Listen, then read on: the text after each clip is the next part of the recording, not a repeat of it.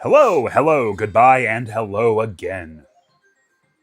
Welcome back to the Geek Critique plays Donkey Kong Country games in order to pass the time until Bananza comes out. Since we last spoke, I went back to DKC2 and I got 102% in it. And then I went back to DKC1 and I'm setting at about 79% on that one, I think. And I've wanted to play this one, but I haven't had time to stream. But now I can stream. Everything sound okay on your guys' end? Hello, I'm here too. She's also here. All right, let's see the opening story sequence. God, I can't stand unskippable cutscenes. Come on.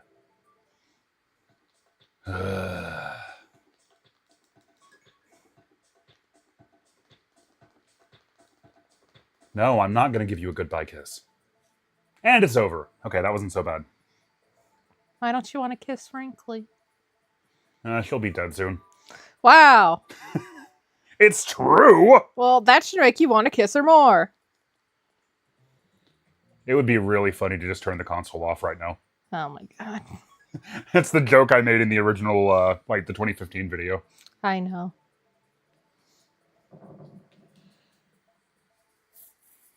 These games are really hard because the colors of the crystals don't correspond to anything on my controller. So that's kind of weird.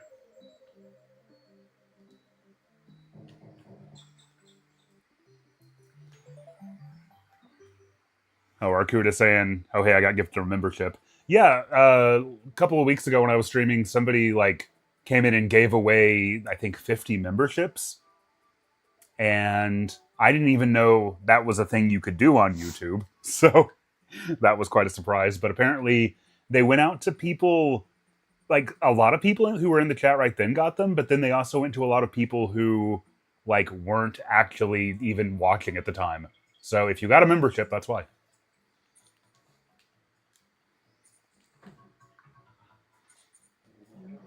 Yeah, DK Simon, exactly. As before, I will be going through and not generally getting the bonus barrels, just because this game in particular is going to take me long enough. This is probably going to be 2 sessions at least, I would think. Because although I do unironically like this game now, I still have not played it nearly as much as the first 2. Hyper Powerful Form says, "Who's the monkey with the blue shirt?" I don't. What are you talking about? I don't see a monkey with a blue shirt. Yeah, are you okay, man?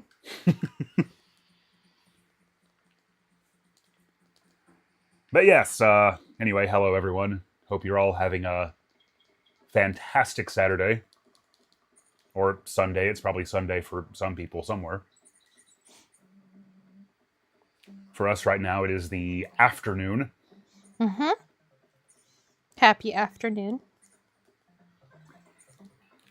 And Alicia is taking this time to actually get to play the Nintendo Switch 2 for a change. And isn't that novel? That's something. Maybe I'll get to play Donkey Kong. We'll see. Oh, I mean, we can play 2-player contest if you want to. Oh. I mean Bananza. I know what you meant.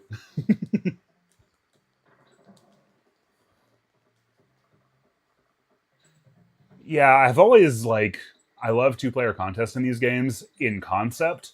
The problem was that, once that family of brothers that I grew up playing DKC2 with moved away, there was just, nobody else I ever knew who was, at least in real life, I know lots of people... I know lots of people on the internet who are better at these games than I am. But in real life, I never had friends who were as into them as I was. And so 2-player contest, it became that thing with a lot of games where you take turns. Where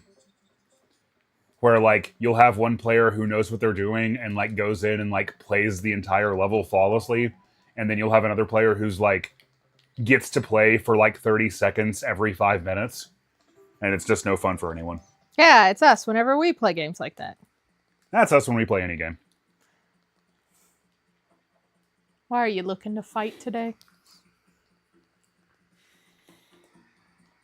Let's see. You know, preferring the GBA version of this game is like very, very easy for me to understand, actually. I think of the three GBA ports, this is probably the only one that has like a real argument of being like that much better. Like better with fewer downsides, I guess. Because like the others, the physics are a little different, but like DKC3 is like a slower paced game anyway, so that doesn't affect as much. And then of course also it has a completely different soundtrack, and you know that's very subjective as to how you feel about that, I guess. Um, Personally, there's some cases where I prefer the GBA tracks, and some where I prefer the original. But on balance, I think I prefer the original in most cases. But the big thing the GBA version adds is like a completely new world. And then it also came out late enough that like it doesn't have the like blown out colors that the other games do. Because once the Game Boy Player was out, and especially once the SP was out, like developers started adding like specific checks to like, okay, well you're playing this on a Game Boy Player, or you're playing this on an SP, and then if you were on those, then like they wouldn't destroy the color palette. Darkwing says there's some graphical glitch with the stream that's making a second monkey show up. Not a big deal, it's still watchable. That's weird. Maybe all you guys' computers are haunted. Yeah, yeah, I like how you assume everyone is watching this on their computer. Or whatever device. Any device can be haunted, I guess. Hey guys, welcome to YouTube in the year 2008. Don't get rickrolled. You guys see how he bullies me. Rickrolling is eternal, though. People still rickroll. What's something specific to do? Oh, epic for the win. That's something we were saying a lot in 2008. Kat, what was your favorite meme of 2008? Ooh, we also had early TF2 memes at that time. Oh, that was the. Oh no, I went to a bonus stage. Yeah.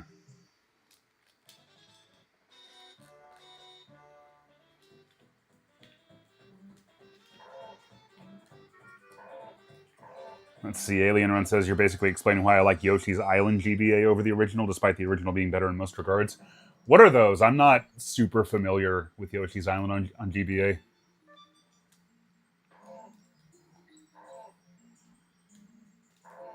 When it came out, I was a little bit, I don't know. I had mixed feelings on Yoshi's Island for a while. I felt like at one time it was just like talked about like basically it was like it was sort of the last like first party hurrah for the SNES before like we really started shifting into the next generation. So like I get it, and it was also, you know, a Miyamoto game. Well, sort of. I mean, I know he he was involved. I don't think he directed that one because he was busy with 64. But, you know, at that time, anything that Miyamoto touched was considered gold by a lot of the internet. And mostly this is just like talking points from like the internet of the 2000s, when all you ever heard about Donkey Kong Country was like, oh no, this, you know, the fake Miyamoto quote about it proves that players will put up with mediocre gameplay if the graphics are good. Why would anyone believe he said that? Not only did they believe he said that, they believe that he said that like in an interview with one of the founders of Rare. I know. Like sitting right next to him. Like, that feels so out of left field for him. Like, but just in general, who would do that? So yeah, there was this like strange rivalry, particularly between DKC2 and Yoshi's Island, because they both came out in the same year. And so, you know, fans of each game had to kind of like think the other one was overrated, and it was very childish and silly.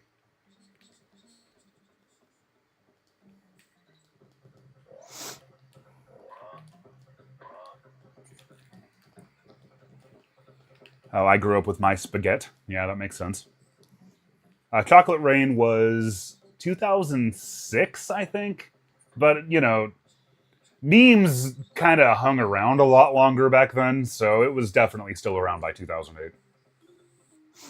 I would need to see a list of memes to pick my best. Oh, the my cake most is a favorite. lie was like you couldn't escape it in 2008. That's true. God, yeah. The last time the cake is a lie was ever even remotely funny was December 31st, 2007. After that point, it was we reached a point of oversaturation.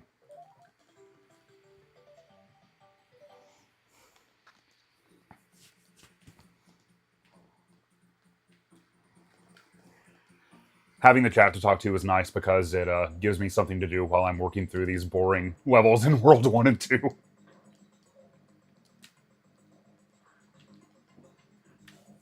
you guys think that Belcha will be in Donkey Kong Bonanza? Oh, Ooh, he maybe better be. maybe Donkey Kong could have a Belcha Bonanza form. Ooh, or he just rolls around. He turns into a giant burping barrel.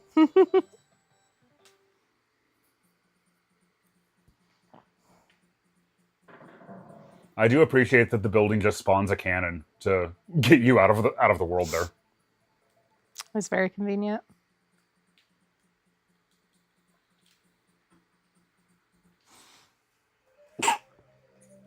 Bless you.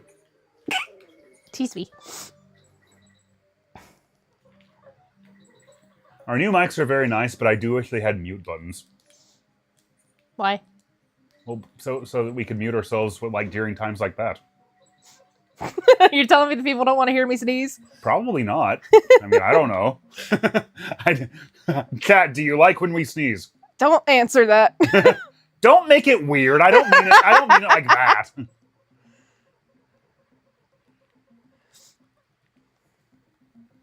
Chat, will you super chat us if we sneeze? How about that?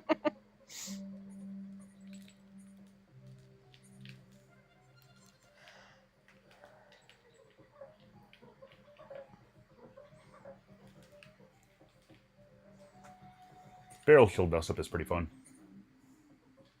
And fun to say.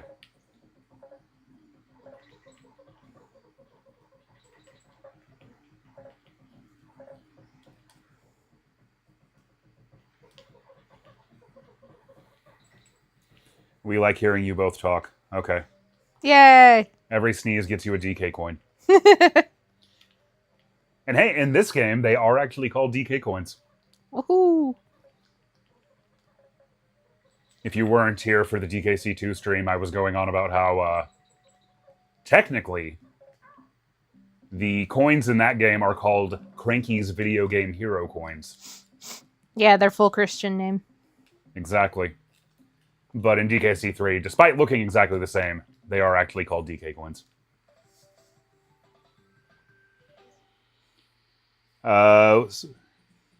Sire Goku, probably, says, would you be as excited for Bananza if it played like DK64 instead of what looks like Odyssey? Hey, DC.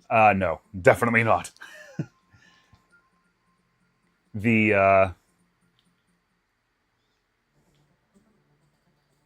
The moment that I knew that I was really, really excited for Bonanza was the moment that I learned that it had roll jumping. So, yeah, no, movement looks super, super sick in that game. Although, not to say, I do think that you could do, like, a DK64 style game and make it actually good.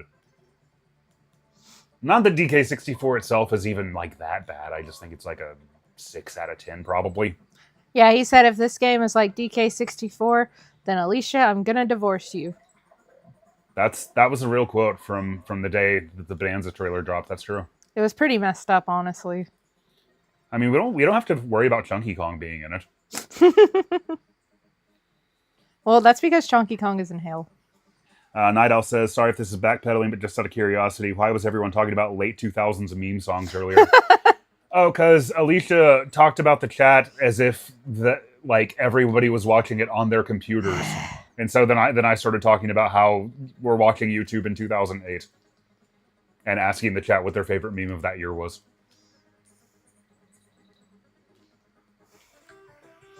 A phone is a tiny computer. That's technically true. That's fair. I'll allow it. Yay!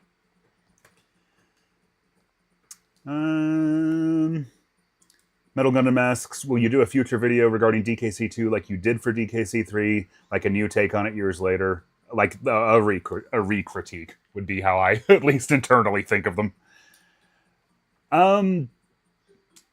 So it's a little bit different with videos like that because it's not like my feelings on DKC2 have changed since 2015, but my style of content definitely has.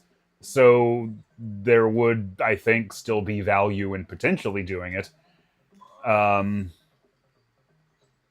Yeah, I don't know. But as into Donkey Kong as I have been lately, I have found myself kind of like mentally brainstorming what that might be like.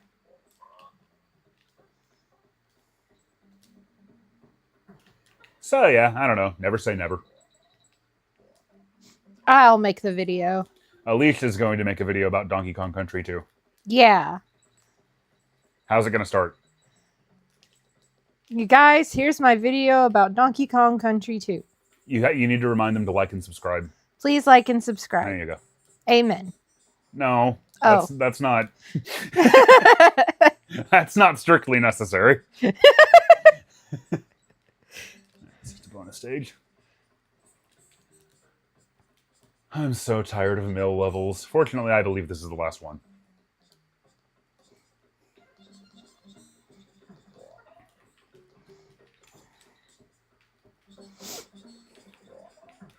But yeah, I don't know if I did another DKC2 video. It's like in that 2015 series, like if I remember right, in DKC1, I almost like it was very focused on the game itself, its development and its history and the Miyamoto quote, and it wasn't a lot about my own personal, like at the time lived experiences with it. And then DKC2 was just the opposite. DKC2 was like, I spent a lot of time talking about my own experiences with it. Because it was the first Donkey Kong game that I really like got into. And also just because that was very early in the history of the channel. And that thing just keeps respawning. Do I need to... Okay, I guess that counts. Is it back? Is it going to come back? Nope. Huh.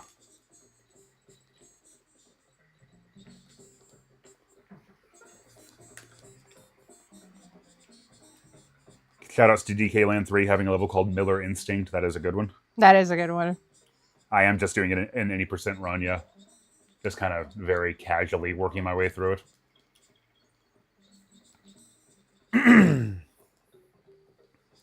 In response to Amen, somebody says Donkey Kong is our Lord and Savior. So let it nanner.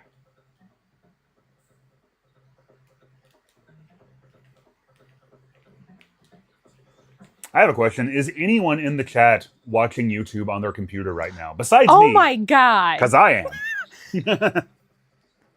That's not even a dumb assumption to make. What is anything but a computer in this day and age? The Super Nintendo is technically a computer. I'm just over here playing my little RPG and you're just bullying me. When I ain't never did nothing to nobody. Night Owl says, I think that before you do any re-critiques, you should do that long-awaited Metroid Dread video already. Guys, I'm working on it. I told you. Ooh, lots of people are on their computer. Wow. Yay! Hell yeah. Go YouTube on the me. computer. Don't Well, hate me. where I'm else just are- a computer. Where else are you going to watch the laser collection? God damn it. Chocolate rain. That song still fucks. Oh, it does. Daisy, what's your favorite meme from 2008? My favorite meme is actually from 2004. Oh, what is it? Brace a play, star noma noma a. Oh, that's a Noma, good noma, choice. a. What? Daisy said it, not me. That was our making our cat talk portion of the stream. Yeah, we got into that habit of making our cat talk during lockdown, obviously enough. Yeah.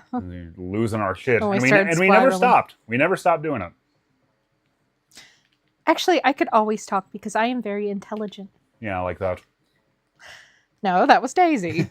And they each have their own voices and personalities. This is what happens if you reach 30 and don't have children.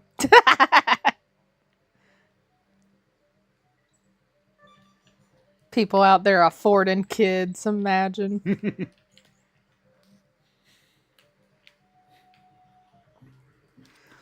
I mean, I just hate babies.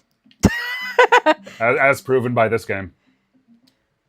Guys, or at least it would be if there was a baby playable in this game, which there is not. You need to clip that out of context. I just hate babies. I just can't stand babies, dude.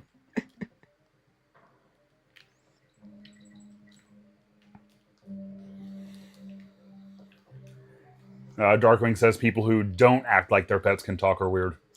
I agree. Like, you got a little guy in your house. You got to make it talk. That's the law.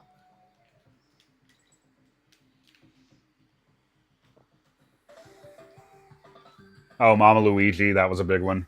Banger alert, I appreciate that.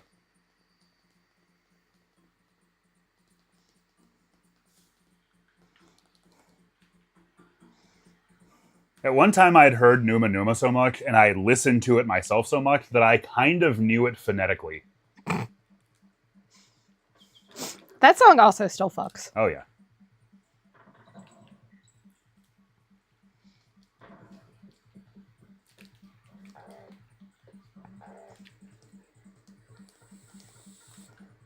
All right, as I more complicatedly said in my recritique, we have now reached the first good level of Donkey Kong Country 3.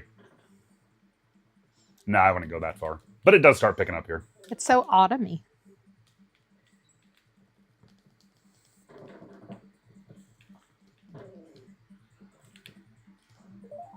Yeah, it's funny how those, like, early era YouTube memes, like over 9,000, I saw somebody mention it just now, are still, like, you still pretty regularly come across them to this day.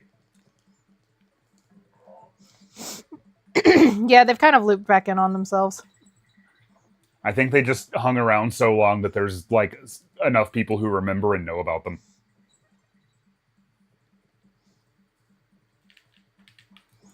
Whereas, like, okay, chat, what's your favorite meme from 2019?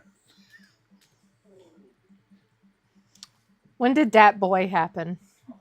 I have no concept of time. I like Dat Boy. The main internet thing that comes to my brain when I think about 2019 is, and let's not talk about this too much, chat, the Pro Jared scandal. Oh, God. That's the main happening on the internet from that year. Oh, sweet mother of God. That I remember. Was that 2019? That was 2019, yeah. Oh, man. I ain't old. I ain't old. What even was a meme in 2019, right? I know. What are even our memes now? We Are Number One was 2019. Ooh, that's Maybe. a good one.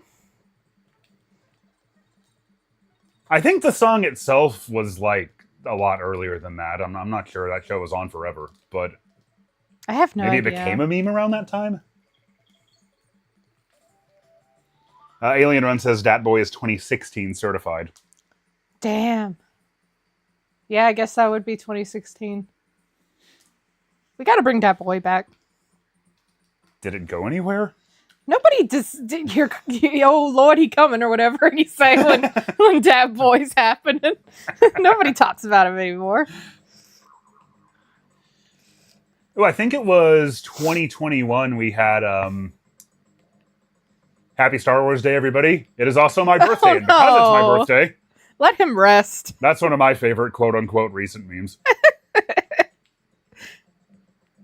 Yeah, I think that's the only time you've ever liked TikTok. That's not true. I've liked TikToks other than that. Just not as much.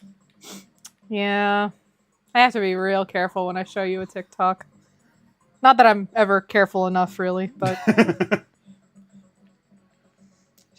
I know TikTok is evil, but I like to giggle. I'm a YouTuber who makes long-form content. On principle, I have to be against a short form video platform. There are lots of good reasons to be against short form content. Yeah, but we don't need to talk about those. No, we do not. Not saying it's all bad, but you know. People are realizing We Are Number One was 2016. Was it? Yeah. Oh man. What is time? Yeah, recent memes from 9 years ago. Oh man. I'm not going to go to Blunder's booth yet because I want to do the funny thing. He's gonna do the funny thing, guys.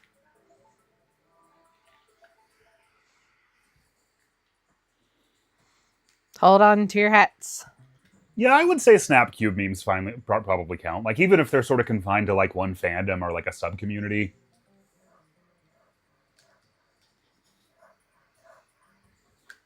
Shadow the Hedgehog is a bitch-ass motherfucker. I mean, I got completely sick of Snapcube memes, but they still count.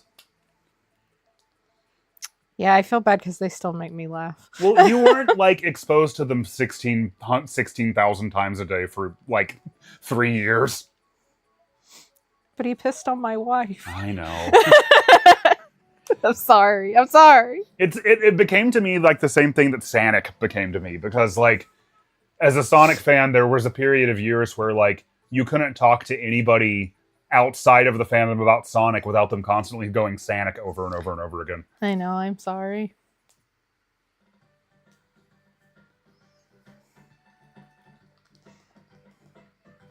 This is the funny thing. It's where you raise the island. Yeah! I can't believe you found the Lost World on your own. I bet you cheeky so-and-sos used Nintendo Power's guide. I know I did. That's cute. Because he's supposed to give you hints about how to find the Lost World, Krimatoa. And speaking of which, we need to go see Blunder is not the best Brothers Bear. Because this is the best Brothers Bear. Sorry, I'm playing Bravely Default and my entire party got poisoned. No, I thought you were mad at me for saying Blunder was not the best Brothers Bear. No, we just all got poisoned. Look at them. They're little bubbles. They can't see them. I was showing you. I'm aware. Think of the audience, okay? Here, I'll show you guys. You've made me so angry. I'm holding it up to the laptop. There you go. I mean, it has a camera on it. We could turn it on. We ain't turning that on. I don't know why I was so aggressive about that. I'm sorry. Merely a fan says Blunder appears in Bananza and accuses the player of doing tool-assisted speedruns. That'd be hilarious. That would I be would love hilarious. They should do that.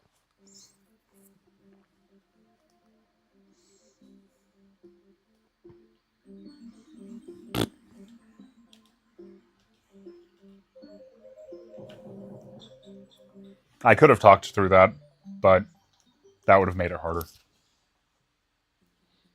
You're not wrong. I'm sure.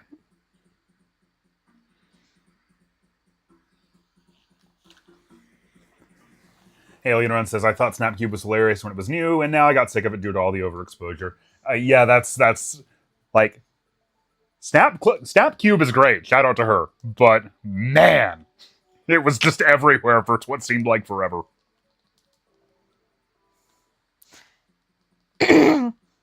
It's just the guy who does Eggman. Like, makes me laugh so hard. I know. Like, he's so good. I flushed him down the toilet. I'm sorry. I forgot that was even from Snapcube, to be honest with you. Yeah, that was from Snapcube. We've been referring to toilets as turlets, like, for so long. I thought that was just us. I flushed him down the toilet. Wow. All right, I'll give you 1. One is so good. That was pretty great.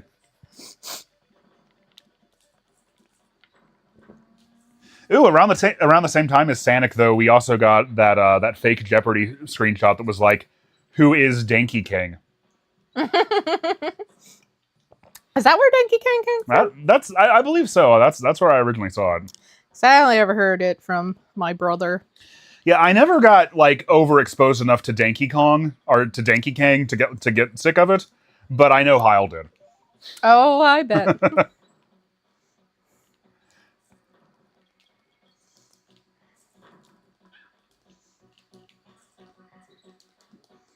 It's really cool how this game, like, you can like get hit as Dixie, and then you just like get to keep playing, but you turn invisible. Yeah, it's her special safety protocol.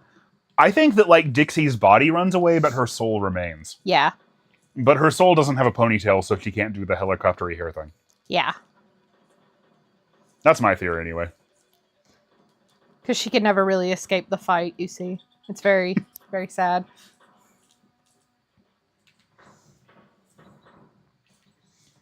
Anyone see cheese puff balls with those owls that those owls shoot? Oh yeah, you know that they really do. They do look like cheese puff balls. What's it supposed to be? Like lava? Yeah, like a little fireball. Oh. Well, they super look like cheese puff balls. You're so correct.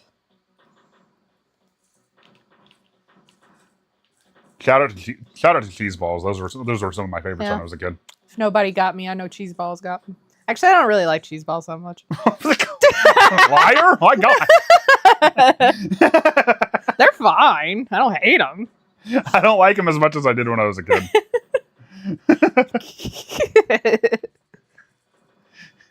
It's that cheap ass, like, incredibly processed fake cheese product, basically. Yeah, with the dust that kids love. Mm-hmm. But your palate might eventually grow past it. Yeah. Maybe. When you get older, you eat them and you feel like you're gonna die. DKC3 secretly sponsored by Cheese Puffs and the game Simon.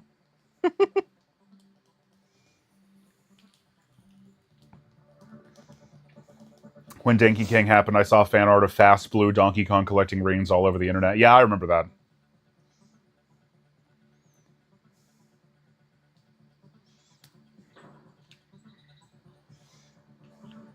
The biggest Donkey Kong meme that I see lately, I feel like, is the one about Chunky Kong being dead. That pretty much that comes up even in like contexts where there is no like there's not even a reason to bring it up. It seems like the Donkey Kong meme I've seen the most though is him from the CG cartoon sitting on that pier, and it's being like, "You can touch the booty once." That's true. Yeah, the cartoon is pretty eternal. Yeah. But yeah, Chunky Kong being dead or in hell, that's a pretty big one. I mean, he can be both. Oh yeah, well, one follows the other, yes, but we need to analyze the current state of Chunky Kong. Oh, well, we don't know if he was baptized. I think Brental Floss originated the Chunky Kong is dead meme. Was that him? Did he do that video that was like the DK rap like 20 years later or something? Yeah, I'm pretty sure that was him. Did they say Chunky Kong is dead? Yeah. Huh? Yeah, that's whoever did that song, I think that's where Chunky is Dead originated. I think that was Brental Floss. No, Chunky Kong is not in the cartoon. Chunky Kong is dead. The cartoon well, yeah, he can't be. He's dead. No, the cartoon came out before DK64, so they had to invent their own like fantastic new characters like Bluster Kong and Eddie the Mean Old Yeti. Eddie the Mean Old Yeti was unappreciated in his time. I mean, I liked him when I was a kid. I can't even place who you're talking about. This is the cheese balls thing all over again. You're trying to... You're claiming knowledge you don't actually have. I just like to be included.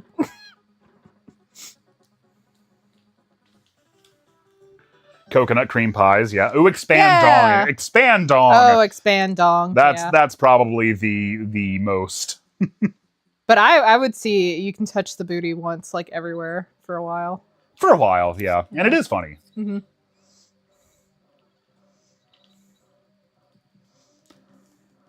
Maybe they'll put Bluster Kong in Bananza. I hope so.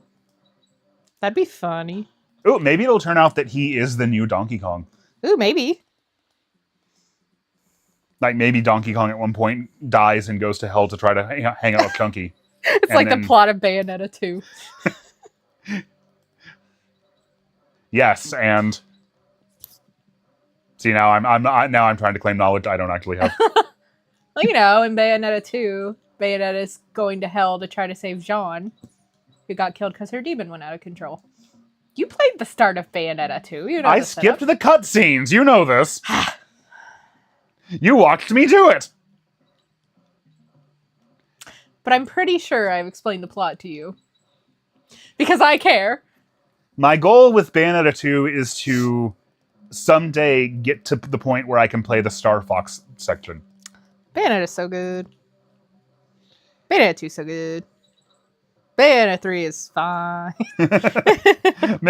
Mixed emotions on Bayonetta 3. Yeah.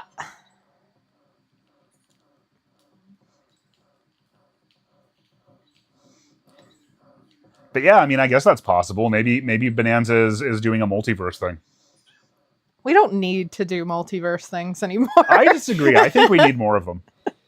They're good when they're cool. And they're never not cool, so we need more of them. Like the Spider-Verse movies. That's good multiverse. I just feel like multiverses were in like everything for a while. So like the Snapcube memes. Yeah. But less pissing on the moon, so. Oh no! I mean, darn, Dixie's spirit got killed. Oh no. Night Owl says, I remember when I was 11, I fucking hated Bayonetta just because I didn't like that she won the Smash ballot. Oh, that's adorable. Aw, I'm sorry. It's like the kids who were mad at Banjo. Yeah. Or me, the kids who were mad at the Ice Climbers. I mean, if you were a kid, you probably had no idea who Bayonetta was, so. For some reason, and I don't know, I don't remember if there was even a shred of truth to this, but at one time, Donkey Kong fandom seemed to be convinced that Diddy would have been in Melee. Yeah. And was like, he was there, and he was in the game, and they were all ready to put him in, and then those fuckers at IGN, they told Nintendo to put the Ice Climbers in. And so they got rid of Diddy and put the Ice Climbers in. What kind of power do they think IGN has? That is not how, like, anything works. Okay, so there might be, the true part of that might be that, like, IGN, like an editor at IGN at one point might have said that they did at one point suggest directly to like Sakurai or Nintendo or somebody that they would like to see the Ice Climbers. Well, if they put the Ice Climbers in, I'm sure they didn't do it at the expense of a Diddy Kong. Well, no, of course they didn't. I know, it was ridiculous. No, I know. That's why that's a silly thing to think. It's just, like, basically the Smash Brothers community has always been exactly as ridiculous as it is now. Oh, I know. They probably smelled better at one time, though. Or worse. Or worse.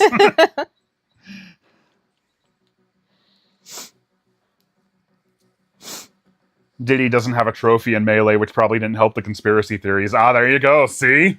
Ho-ho.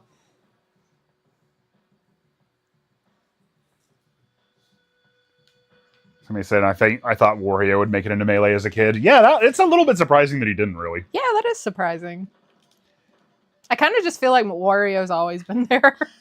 But yeah, wow, he wasn't in Melee. Yeah, no, Wario was like the big fart explosion at the end of the Brawl reveal trailer. Yeah, wow. That trailer was so good, though, man. It was so freaking hyped. Oh, I guess I just got into the Squitter barrel and then got ejected. Oh. How did that happen? Daisy, who's your favorite Smash character? Oh, I'm just trapped up here now. That's funny. Oh, I put out another one. Uh-oh. Okay, so they automatically open when they hit walls, so if I have to just not hit buttons for a while. Oh, you're free! Shout out once again to the person who told me while I was playing DKC2 that you can create a web platform directly under you by jumping and hitting L and R at the same time. I never knew that. And I bet every time I say that, I say that because every time I say it, like, somebody new in the chat learns it. Doing the Lord's work. I mean, as previously established, Donkey Kong is God, apparently. Mm. So I guess so.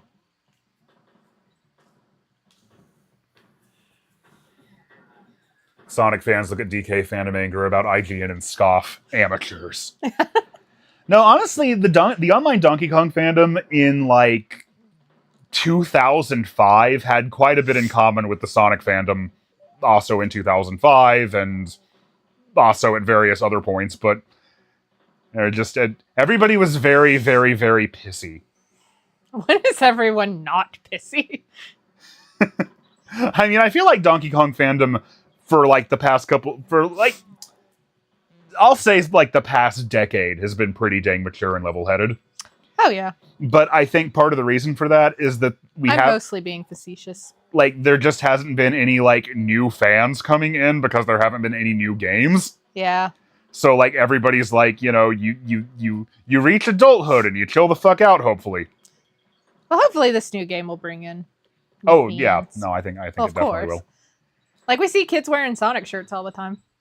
It's just probably because of the movie and the games and stuff. It's going to lead to the destabilization of the Donkey Kong fandom in 7 to 10 years, and that's what's important. So I think Nintendo should actually just cancel Bananza. Maybe so. They know not what they will bring. I mean, I was a little piss baby gamer at one point too, so no one is immune. Like during the Capcom Western push. Oh.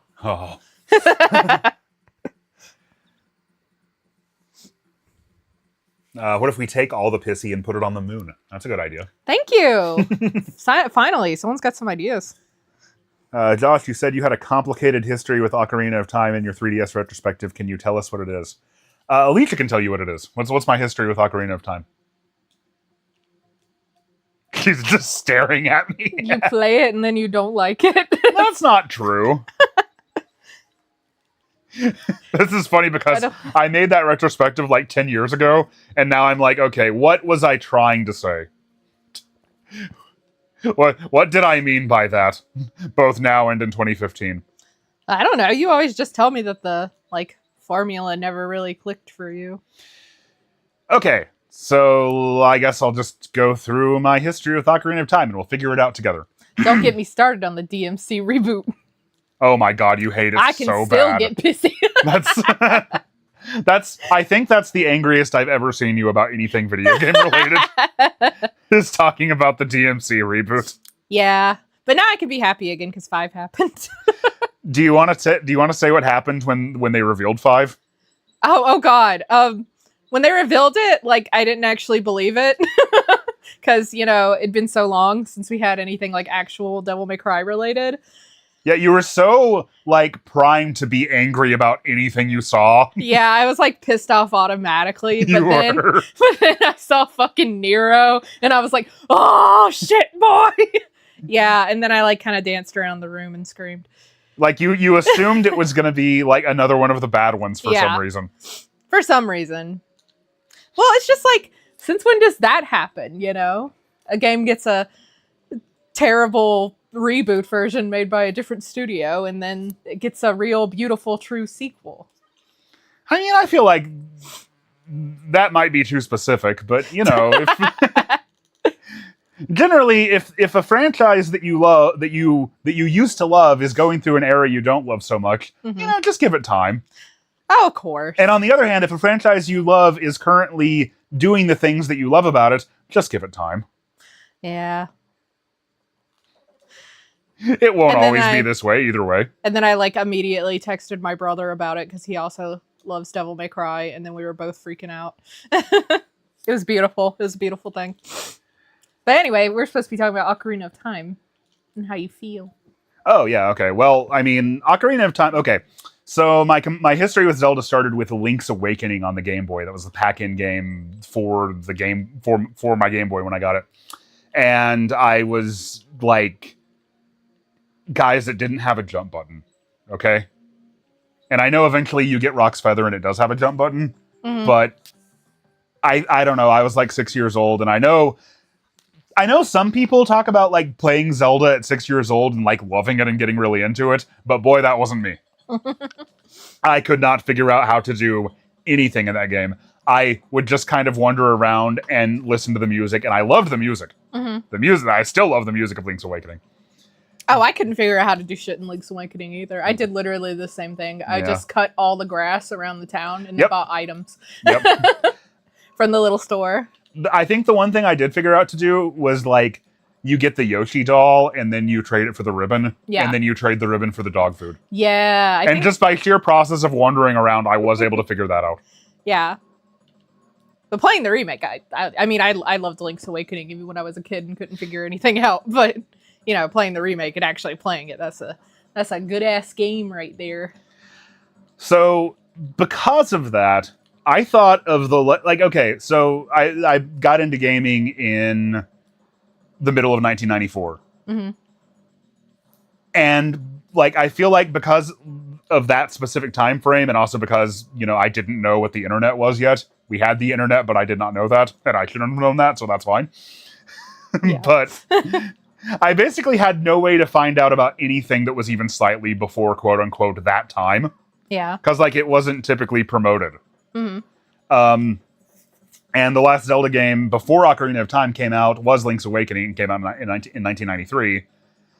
And because that was the only one I played and the only thing I knew about it, Zelda to me was like this extremely, like, C-tier Nintendo series. I never thought about it. Yeah. I got to the video game hero screen in DKC2, and I didn't even know that that was supposed to be the same character. I thought that was just like a Peter Pan boy or something. That's how unfamiliar with Zelda I was. Peter Pan boy.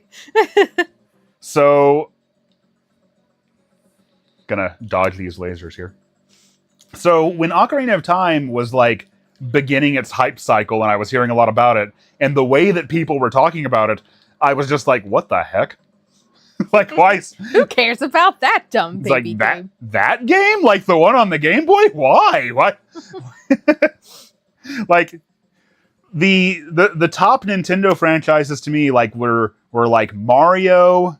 I knew Mario was number one. He wasn't my favorite, but I knew he was number one. And then Donkey Kong was number two. Yeah. And then everything else was like kind of nebulous. Like Kirby. Kirby was probably number three. So, but you know, like the internet was extremely hyped about, the magazines were extremely hyped about Ocarina of Time. Everybody seemed just over the moon about Ocarina of Time and like convinced before it even came out that it was going to be the best game of all time. Yeah. And indeed, there are still lots of people who argue that it is the best game of all time. And I totally get that perspective. I think it was a landmark game for a lot of like really, really good reasons. But when I first played it, like, it's not that I didn't like it, because I thought it was I thought it was very impressive. I thought it was very like well designed. It's just that like I had never really been into games like that to begin with. And so like the furthest I ever made it before the 3DS version came out, and in particular, is Belly. So like Jabu's belly is confusing. Yeah, because you got to carry Ruto around. Yeah. And if you lose her, you have to go find her again. Yeah. And it's really not all that hard now. It's not. But when you're a kid, you know. But yeah, as somebody who primarily played games like this. Yeah. the even doing that level of puzzle solving was a big ask for me. And also just I like how I went down there and got the DK barrel, got Dixie's spirit back, and then just immediately lost it again. Well, what can you do? What can you do? Her soul is now back inside of her body. Yes, where it should be. But to answer the question, I guess the complicated history thing then would be like, when I first played it as a kid, I liked it, but like not enough to burn like a Christmas present on it, you know? Like I would rent it, or I would like borrow it from friends and play it that way. But like I was like, I don't know if I'm really into this. And then, you know, over the years, its legend only grew. It was, even in 1998, it was like on the short list for the best game of all time. And it would only continue to like get more regarded as such as like nostalgia for it grew. Yeah. And I think even in 1998, it was like inherently an extremely nostalgic game for a lot of people. Mm-hmm. Like I think about often, like I try to see it from the perspective of somebody who would have been like about 17 or 18 in 1998. Yeah. And how if that was you, like you would have grown up with the NES, and then this game with these themes of like growing up and reaching adulthood and like the wistfulness of like having to put your childhood behind you comes out right as you're coming of age. Yeah. Like that game absolutely hit for people in that in that demographic in a way that like I can only understand in a secondhand way. Yeah. So I think eventually I sort of became one of those people who was like a contrarian about it, you know? Mm-mm. Who was like, okay, yeah, Ocarina of Time, it's pretty good, I guess, but Majora's Mask is better. Yeah. And then when Wind Waker came out, like, I was just a huge contrarian about that one, too. Basically, I was a teenager by then, and so I was going to be a contrarian about everything I possibly could. Oh, of course. Like, yeah, like, defending Wind Waker on the internet in 2003 was just a really, really... It was a good way to make people mad. Not that I knew I was intentionally making people mad, but I was kind of doing it to make people mad. I can look back on myself and see that now. Well, who ended up being right in the end? It's subjective. What No, are you it's not. It's not. You and I both know it's At this point, I probably like Ocarina better than Wind Waker. I still like Wind Waker. I mean, come on. I love Wind Waker. That's what I'm saying. People are like, oh, little baby game, little baby graphics, but like Wind Waker's, people think of it as one of the best ones, you know? And the graphics age super well. Imagine. I mean, I think Zelda is so popular at this point, and is so well regarded at this point. You can always find somebody who both loves and hates any given entry in the series. Yeah. But yeah, at this point, I'm kind of like all the way the other way around on Ocarina again. Not that I think it's the best game of all time, but just that like at this point, I'm kind of sick of hearing people be like, "Oh, this game wasn't that good." This game, like, I feel like it's gone completely in the other direction by now. Well, you know, it's just people being contrarian against the popular thing.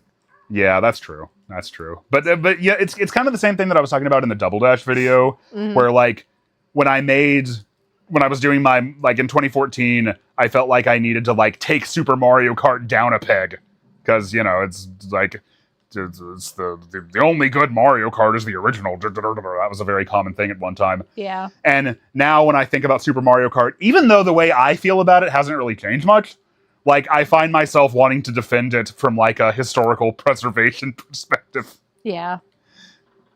And I do also just genuinely appreciate Ocarina a lot more than I used to. But I've only finished it once, and that was when the 3DS version came out. Yeah, see, when I was growing up, I mean, I kind of feel like Ocarina of Time was kind of always, like, there. It kind of always existed. Yeah, that makes sense. But I am 4 years younger than you, so... But, like, I loved Ocarina. That game felt like magic to me. I don't know. Like, just the atmosphere and just how of this big open adventure it felt like. It just, I don't know. It hit just the right way, I guess. Oh, that was another thing that I used to be, like, you said big open adventure, and it made me think of Hyrule Field. I used to be one of those people who would be like, you know, the thing is, though, like, Hyrule Field, that was so impressive in 1998, right? to render that big open area. Yeah. But, like, you play it now, and it's aged so poorly. Like, you can't, you don't even do anything there. You know what I mean? Oh, pish posh. And it takes forever to cross, and it's so boring. And now I'm like, for one thing, I've come to sort of resent the describing games as quote unquote aging poorly in general. I think that's standards change, games stay the same. Yeah. But also, it's like, okay, well, Hyrule Field really isn't that bad, and the music's nice, and it's cool vibes, and it's a nice. I'm more patient than I used to be. That really helps. Yeah, that'll help. But also now I know that if you want to, you can go into Hyrule Field. face the opposite direction that you want to go, Z target, and then just hold straight back on the control stick. Yeah, there you go. And that'll make Link, like, he walks backwards faster than he runs, so you can speed things up that way. Yeah. And I use that constantly when I play Ocarina now. Yeah, I mean, Majora's Mask is probably, like, my favorite Zelda. But, yeah, I mean, Ocarina of Time owns. It's so good. Yeah, my favorite Zelda is definitely still Breath of the Wild. Oh, I know. I was freaking obsessed with that game when the Switch came out. Yeah, you were. And I wasn't even expecting to like it that much. But yeah, that was a very long-winded, complicated answer to a very simple question. But I guess I did say my history with Ocarina was complicated 10 years ago, so there you go. That's... Welcome to the stream! Welcome to the stream! Here's that blue Kong you might modded over Dixie Kong. A lot of people talking about that. I don't know what you guys are talking about. I just see Dixie kind of awkwardly standing there walking in place. Merely a fan says, had they introduced the bunny hood to improve speed in Ocarina of Time, it would have made Hyrule Field much more tolerable. Yeah, when I'm sort of in the middle of a playthrough of Ocarina of Time that's been going for several years now, but it's a I can't remember what it's called because I got it when I got my N64 flash card, and that was quite a while ago at this point. But it's a quality of life improvement mod for Ocarina. It includes things like, being able to assign certain items to the D-pad. And, but yeah, and speeding up the text speed. Oh my god, that is so huge for me. That kills, that kills the text speed, destroys any time that I try to play the vanilla Ocarina. And that's the reason the text speed in Ocarina and games of that period is so bad, I found out, is because, in Japanese, you can communicate, like, the same ideas with much fewer characters. It's very terse. So the text speed being like that is, set up for the Japanese language, but then they didn't change it for English, so everything just takes forever to scroll. But anyway, yeah, the reason I bring it up is because one of the things it does is make it so the bunny hood does speed you up when you wear it, which is quite nice.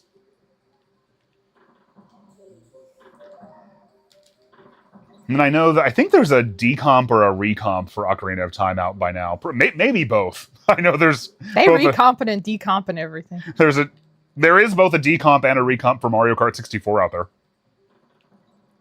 Yeah, that looks really good too. Yeah, it's compatible with like a 4K texture mod that like makes it look very much like the renders from '96. And I got a lot of love for that, for like ACM graphics of that period, as seen once again in this game. Dylan Yoshi says, one time I opened Ocarina of Time in a hex editor just to increase the text speed. Is it really that easy? Like, could they have really made it? Could they have really done it that easily? Yeah, Jesus. That sucks. I wish they could have. That's sad. But they didn't.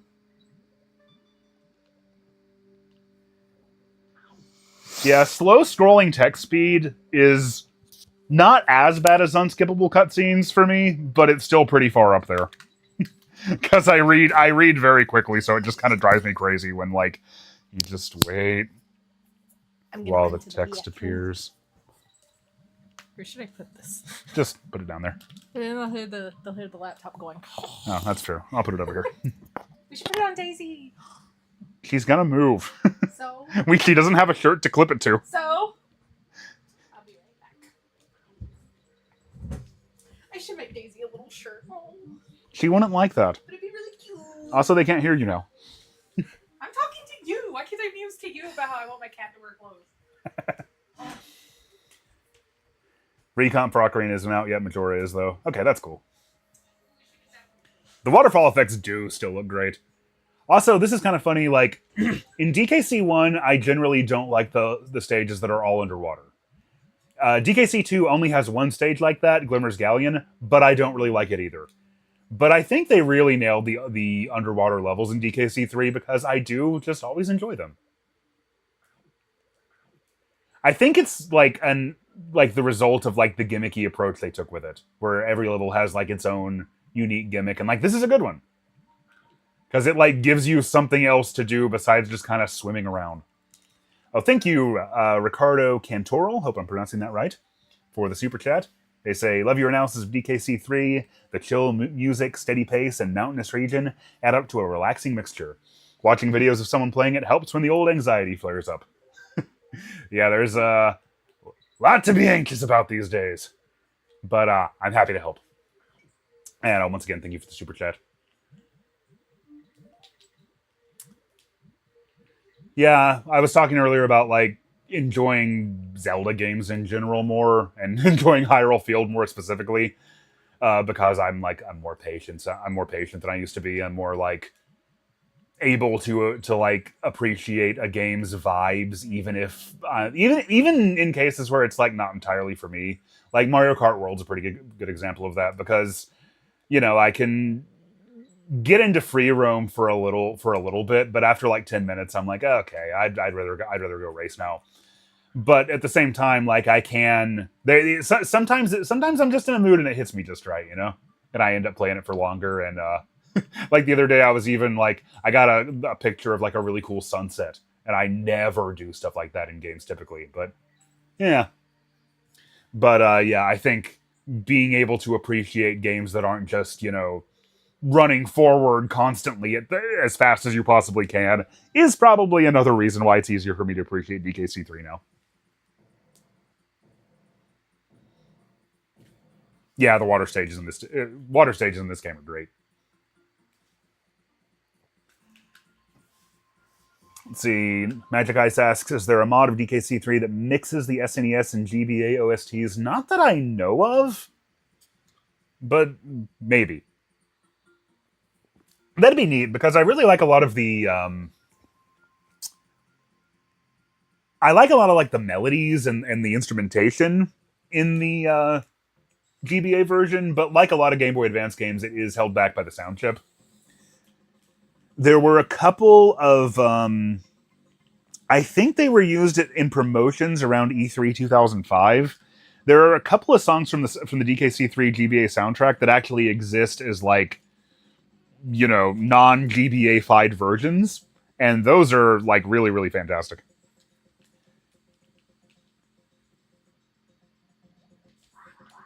There's not a whole lot of ROM hacks of the DKC games in general, though.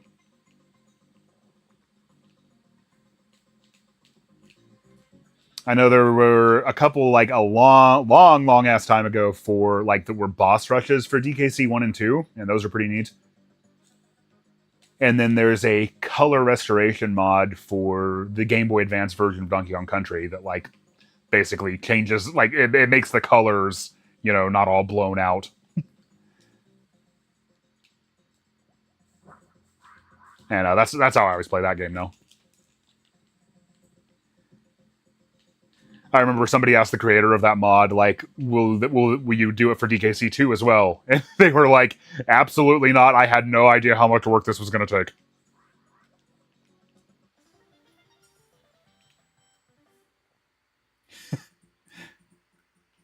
This boss disturbs me. Yeah, understandably so.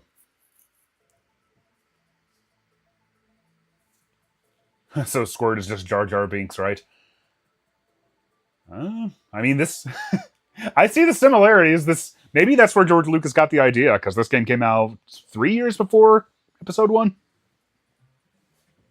So really, Jar Jar Binks is Squirt, if you think about it.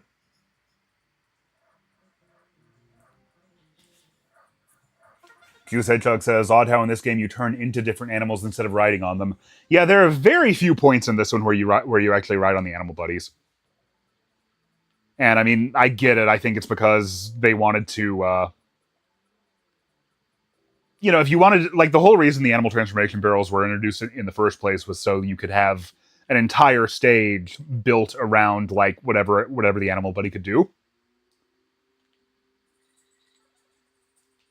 So in most cases in DKC2 it was like that, and in very few cases here in this game it's not like that.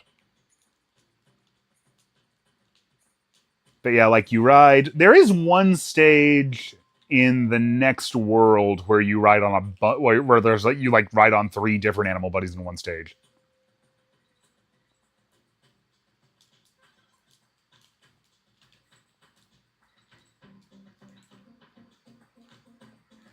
But yeah, I think Animal Buddies was one of many things that the sequels did quite a bit better than the original. Not because I hate Espresso. Espresso's great.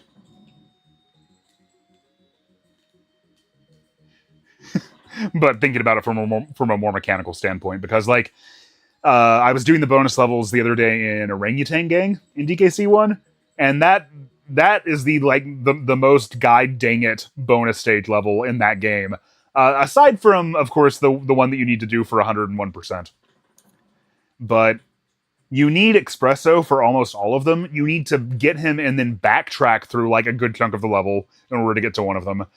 And also because of the way animal buddies work in DKC1, like if you lose him, that's it. You can't get him back.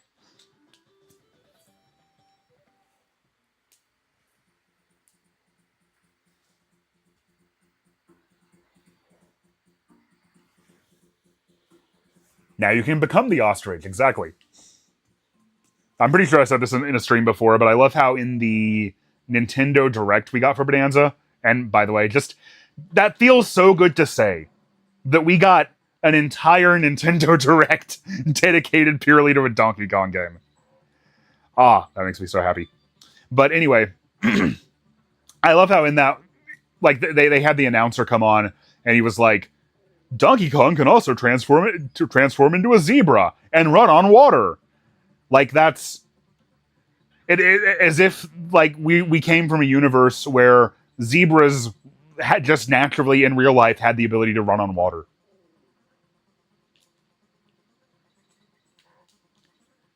That was a bad jump.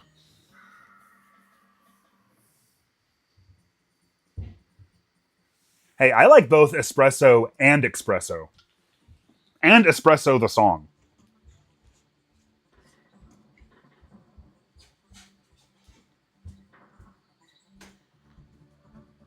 Did you turn the air back off?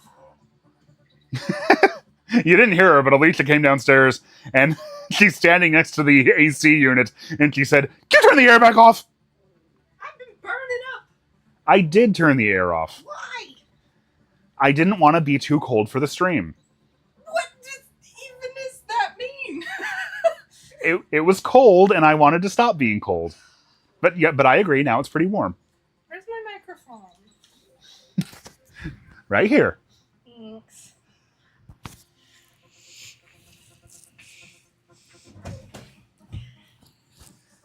I'm back.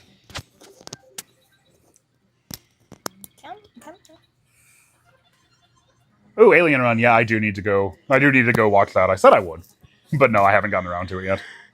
Sparky World made a, what is it, like an 8-hour long Sonic CG video. Dear Lord. That is said to be quite good. Hell yeah. He'll go watch that, but he won't watch Fire Walk with me.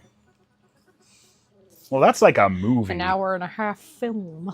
That's like a movie with like a narrative. Well, not including the missing pieces. But movies are like, well, a really, really long, unskippable cutscene that never gets to gameplay, you know? Mm-hmm. Really got to be in the right mood for one of those. Josh turned off the oxygen. They're streaming from the airlock. Yeah, I was like slowly baking over here on the couch, and I was like, what the heck? I thought he turned the air on earlier. I didn't even see you do that. I like how you just got back and Daisy is already on you. Yeah, she's my fucking baby. But that's why you get so hot, because you never always sit on the couch with like 2 blankets at least. And Daisy. Because you because you usually keep it freezing in the house all the time, so I need my 2 blankets. But lately you've been all like, oh, I'm a little cold, baby. I'm a little cold, baby. I have to turn off the cold. Anyway. It's what happens when in shape Josh substantiates. Yeah, well, I get cold more easily. Don't get me acclimated to a tundra and then get confused why I'm hot.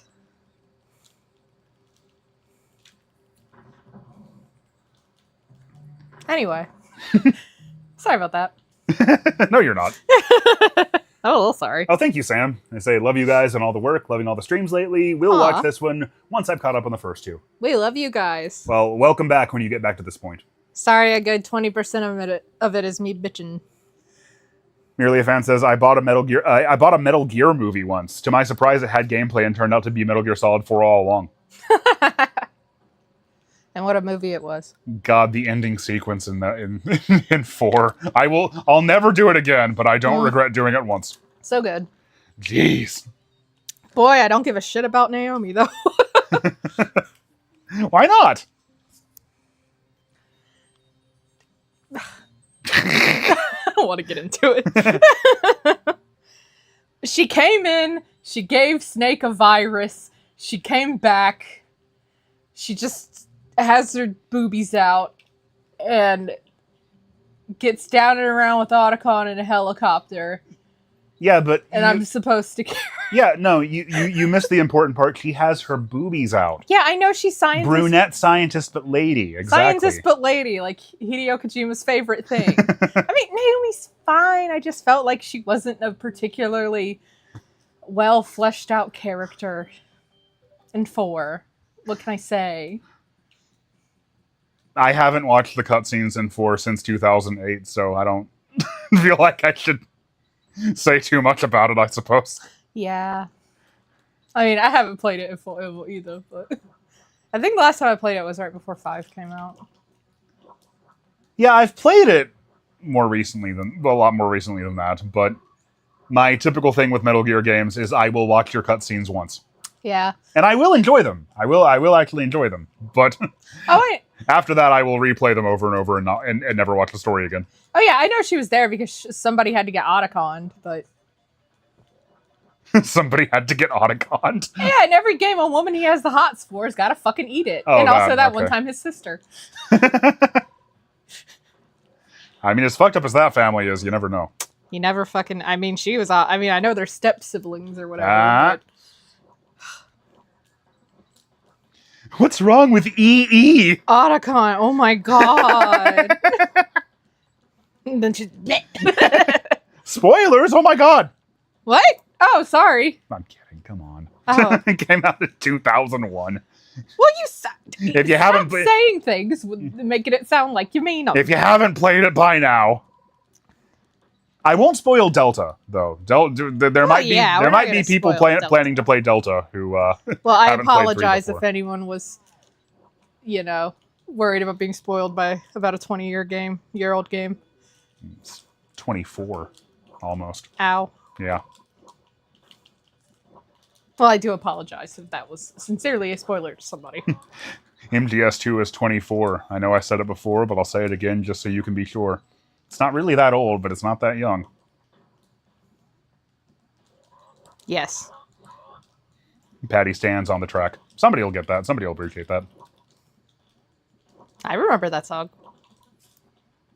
I wasn't going to give them any more context than that. So that the people who know what I'm talking... Because I've referenced that song in videos before, so... Yes. Oh, no, I love Otacon. He's the best, but yeah... It's just when you describe him that way, yeah, he does sound like a Redditor, but well, his name is literally the acronym for Otaku Convention. Of course he does. He just a weeb. Exactly. I don't. It's in fucking 4 when he was like, "I used to be an anime otaku." Used to, right? When did you stop, Otacon?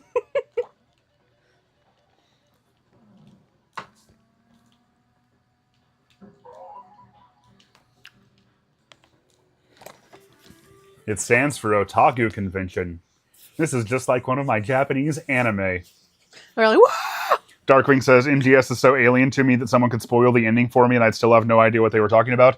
Yeah, that's like when you were watching Twin Peaks and talking to me about it. Yeah. It's like, go ahead and vent about it because it's so, like, I don't have context for it, so it really doesn't matter. I mean, I never spoiled you on any of the big stuff. Right. Because I was convinced I could make you watch it with me, but... And you did. Yeah, and you liked it. I did. You're right. I liked it. I love it, though. I'm normal about Twin Peaks.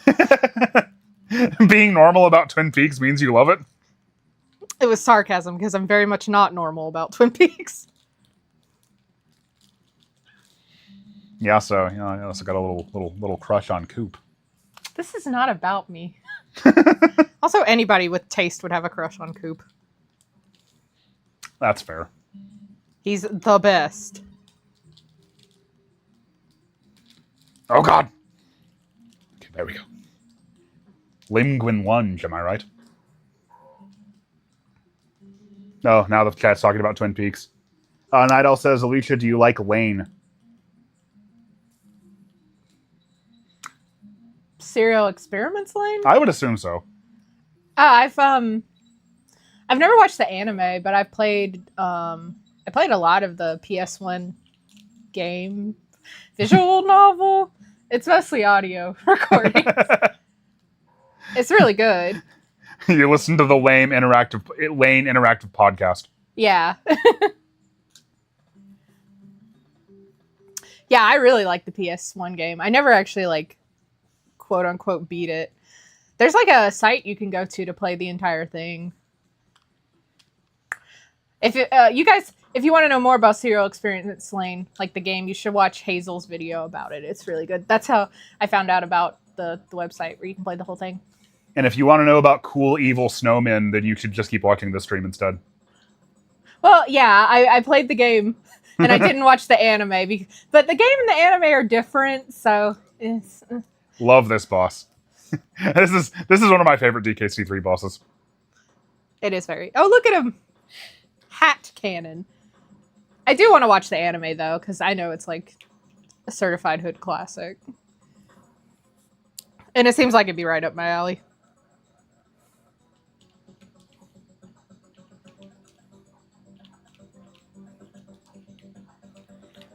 Come on.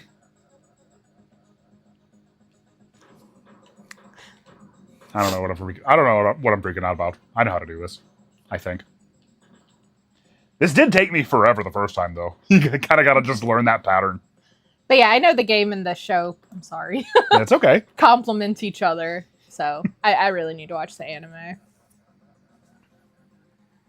Oh yeah, his laugh is so good. It's very common that I'm having a conversation about the game with the chat, and you're having a conversation about anime with the chat. That's just, Yeah, it's an expected it's usually component how of it Geek goes. streams.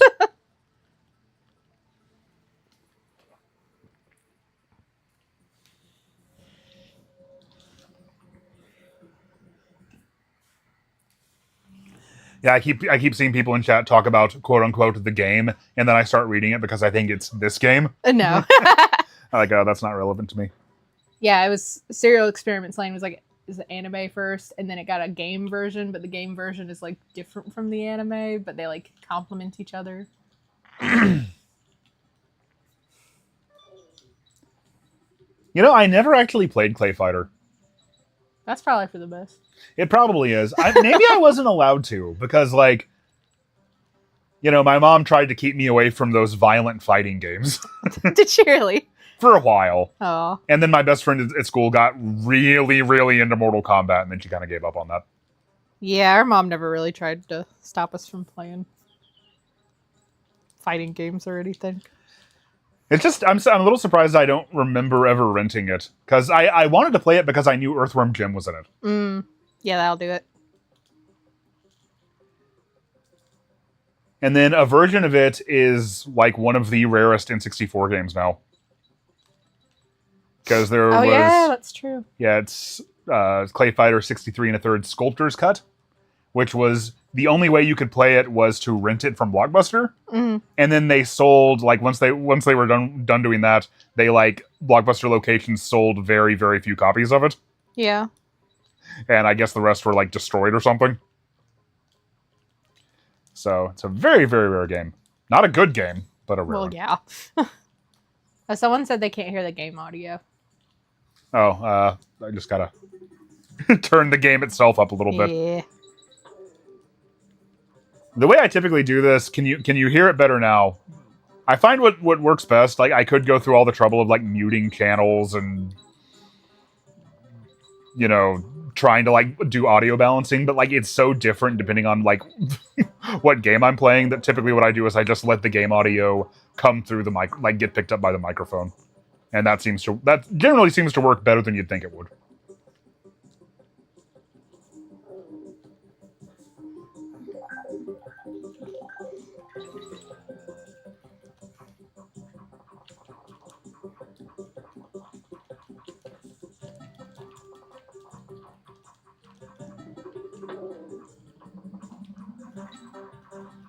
Oh, good. The volume's better. Good. Yeah, turning up the audio just means literally turning up the volume on the TV. Yeah. It's not the most sophisticated setup.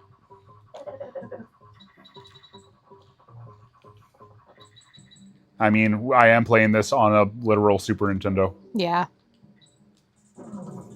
Non-pejorative. Yeah! I'm fine.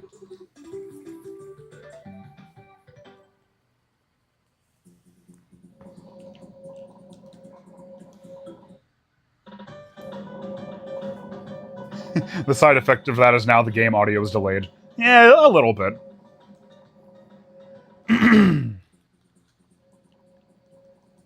Do you remember when all the Blockbusters were closing? Yeah, it was very sad. Oh, I remember when Circuit City was closing too.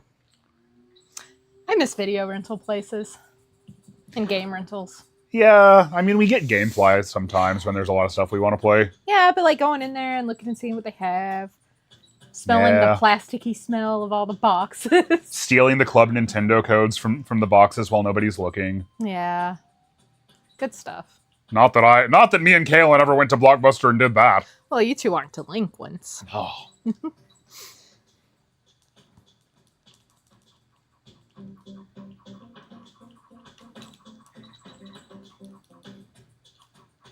I'm not huge on this level, but like at least it's difficult, right? I don't like this level, but at least it's hard. Yeah, like it would be if it was too easy, then it would be very boring. But at least it has enough challenge to keep you engaged.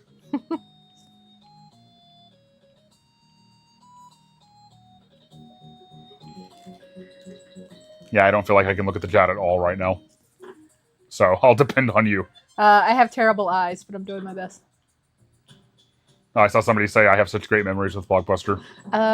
Yeah, I mean, in my little tiny town, we didn't have like a Blockbuster. You didn't even have a Blockbuster? No, we had like oh my god, we had family video and shit.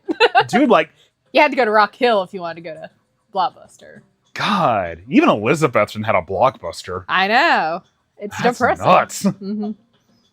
But I love to go in and rent movies and video games and stuff. Mostly video games. Oh, well, I guess I couldn't have done that. Oh, no, it was fine. It would have been fine. I needed to trust the process.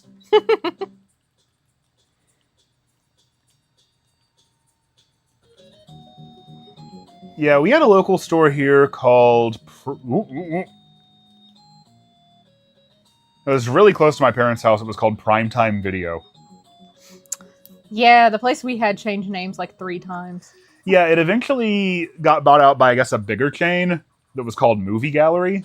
Oh, yeah, we had a movie gallery, and then it was a family video. And Movie Gallery's sign is still on that building to this day. Yeah, it is! And they closed in, like, 2009, I want to say. Yeah. But their sign is still up. Nothing has moved into that place.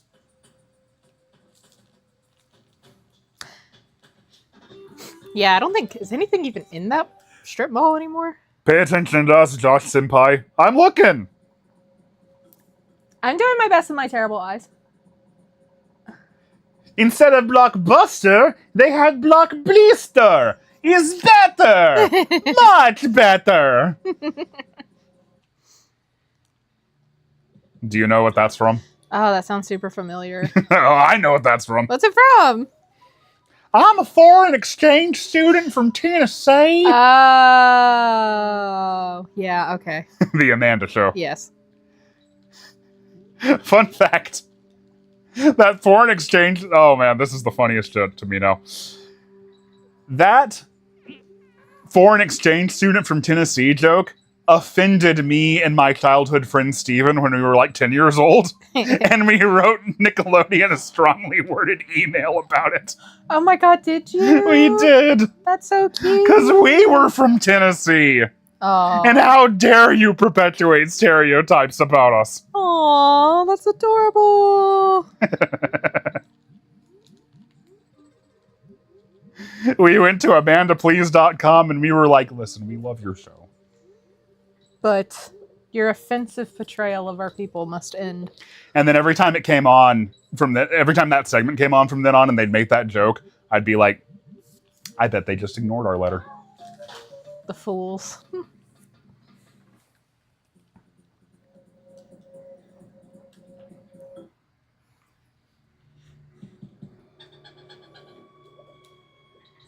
Somebody said they're too young to have rented games or movies. I mean, like I said, there is still GameFly. Yeah, but It's not the same. that's not the same. I mean, I guess I'm glad we still have the option, but... Yeah, just sucks. I worked for Blockbuster for a short time. You did. It wasn't a good job. What? This was 2007, and like their point of sale system was still entirely DOS based. That's awesome. And like they knew streaming was gonna fucking kill them by that point. Yeah. And like you know, mail order video stuff. So like the training was all about like the Blockbuster difference. It was like propaganda. Yeah. Even for incoming employees, trying to talk about how much better like brick and mortar chains are. Of course. Yeah, the writing was on the wall for them even then. Yeah. Rip.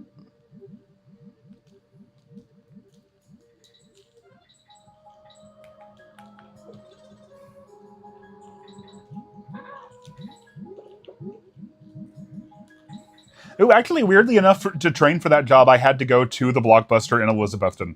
Really? Yeah, I don't know why it was happening there, but... Huh. Maybe they just had more people. And then they did not train me, despite the fact that I had to go somewhere else for training, they didn't train me on how to actually use the point-of-sale system at all. Hell yeah. And then they put me on the sales, unlike sales, Oh, and then they got mad at me when I didn't know how to do it. Yeah, I think that's just tale as old as time in Yeah. any retail or fast food place. CD / rent this copy of Borat.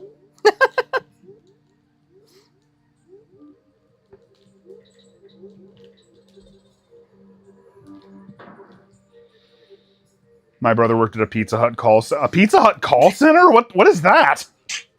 Where you call and you say, "Hey, where's my pepperoni?"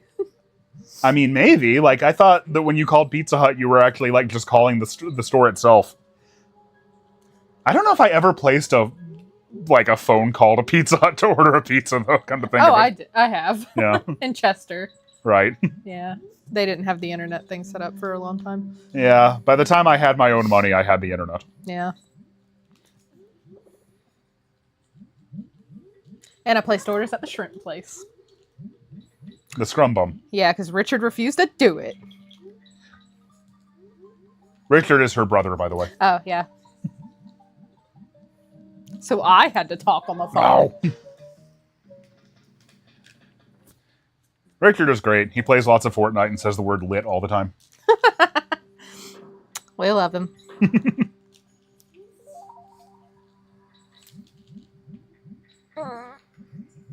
I'm hungry. I like Alicia's idea that Italians are going out of their way to eat at a Pizza Hut. I didn't say it made any sense.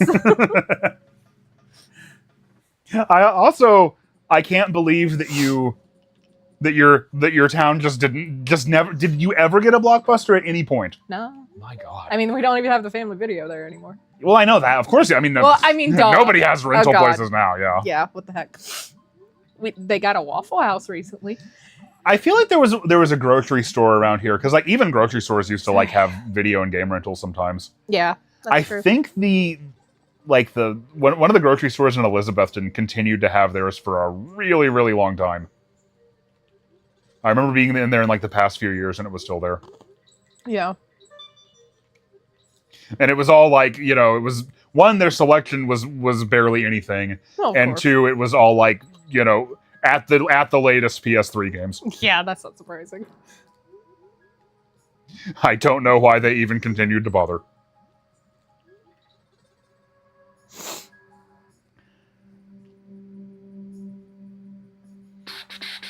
Blockbuster training because even GameStop employees need to be grateful for something not experienced.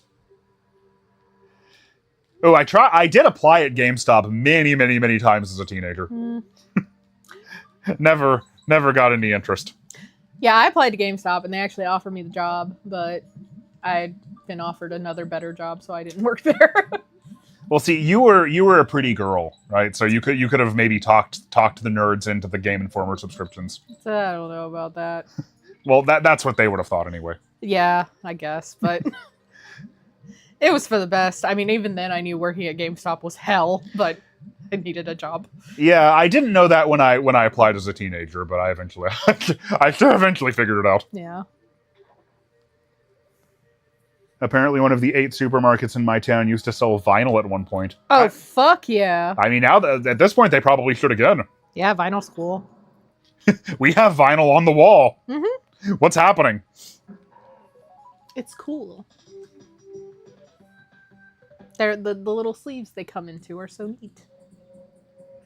Let's see, we had a shopping center with a rental place that just said video on the sign. Video. Josh works at GameStop and makes up for 90s incidents via convincing people to play Sonic games and not sell their Saturn titles. Let's see. If I had gotten hired by GameStop in like 2006, what would I have been doing? Probably trying to hawk the Wii and criticize people who were trying to sell their GameCubes. But see, every time I went to GameStop around that time and bought a GameCube game, they would make fun of me. Well, they can go to hell. So, if anything, I would have probably just fought with my coworkers a lot. And probably would have lasted all of about 2 weeks. You guys are being too mean about the GameCube. The GameCube's really good, you guys. And you're right, the GameCube is really good. It's okay. Wii was better. Nintendo kind of faltered through like that whole period, but then the Nintendo Revolution came, and not that everything was perfect, but they got things back on track. The Wii was when Nintendo was at its worst with their casual waggle bullshit. Oh, see, you were a teenager exactly 4 years after I was a teenager. Yeah. So, what the GameCube was to me, the Wii is to you. Yeah. I mean, now I look back on the Wii with fondness, of course. Sure. I'm not a Wii hater anymore, but boy, howdy, I was at the time. Still got one, though.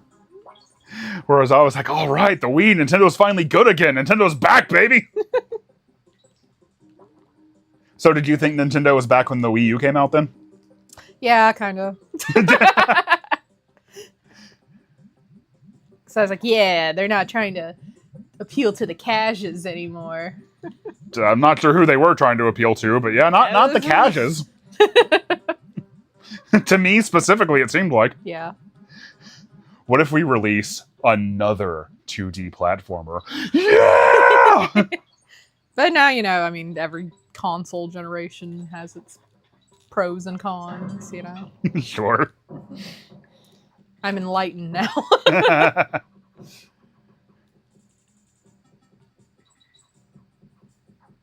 Oh no! Rambi. Wait. That's not... Nope. Rambi. That's not Rambi. Oh, this is the level I was talking about earlier, the one where you ride a bunch of animal buddies. Yeah. This is one of my favorite levels. We love animal buddies. We do.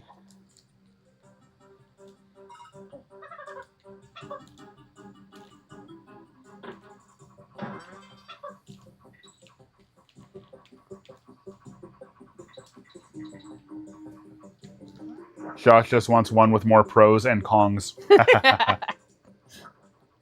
That's a really clever pun.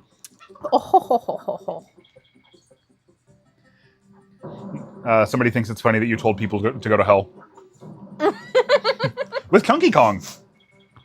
I'm sorry, I don't actually mean it. It's just when people are mean to Josh, I want to kill them, and I think that's reasonable.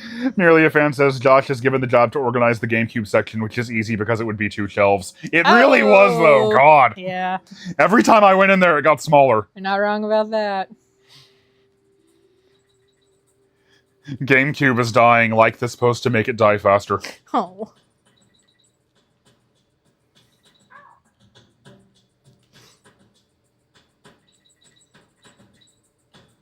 Oh, sorry, I was wrong. Every generation has its pros and cons, except for the Switch 2, which is objectively the worst. It's the worst, yeah. And Nintendo lost its soul. Nintendo lost its soul like the day that I turned 12. Yeah. Actually. It's funny how that works out. Yeah. Mm-hmm. But it also lost its soul the day that you turned 12. Yeah. So. Mm-hmm.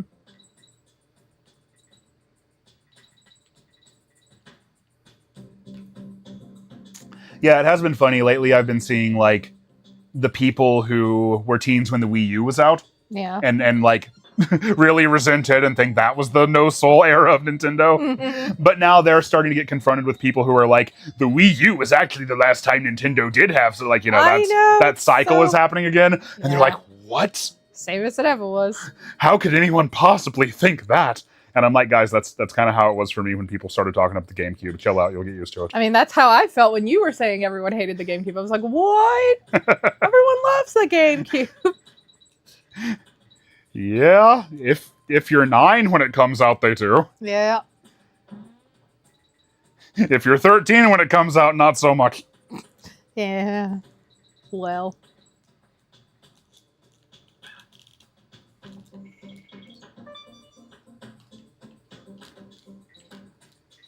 This is one of my favorite songs in the game, by the way. Nice. I like it. Also, I want Perry the Parallel Bird to be in Bananza. Yeah, bring back Perry, Justice for Perry. I guess it's possible it could be like a fossil. I don't want him to be dead. I mean, we've seen other fossils like that in the game. Maybe so. He'll be there and be dead. Whee! Maybe Chunky will be there as a fossil. Jesus. Animal antics but fair is the theme of this level. Yeah, that's true. The real hot take is that Nintendo was never good. Mm. Oh, shit. Let's see if I can scrounge up the money. I hope to get a Switch 2 in time for Kirby Air Riders. Yeah, I hope that one's good. Me too. I hope it's good too. I mean, I'm loving the Switch too. Merely a Fan says Josh's 2001 gaming video sums up the pros and cons of the GameCube for that generation of youth better than any essay I've seen.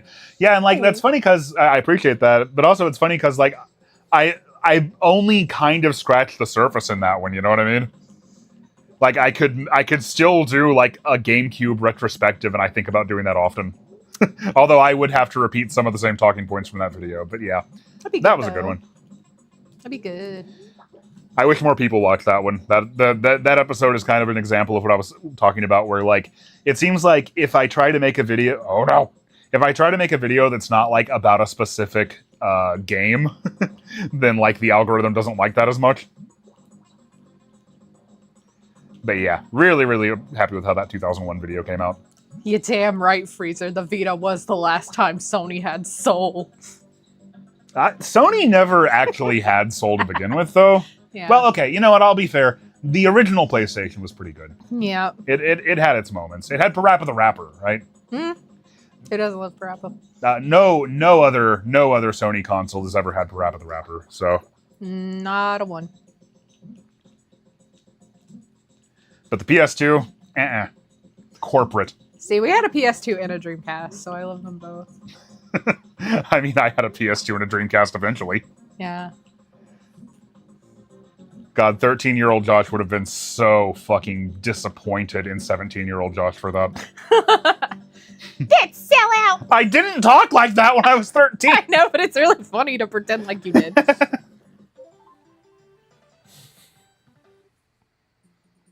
Nintendo not being able to get out of their own way is a sentiment I often had with the GameCube and the Wii U.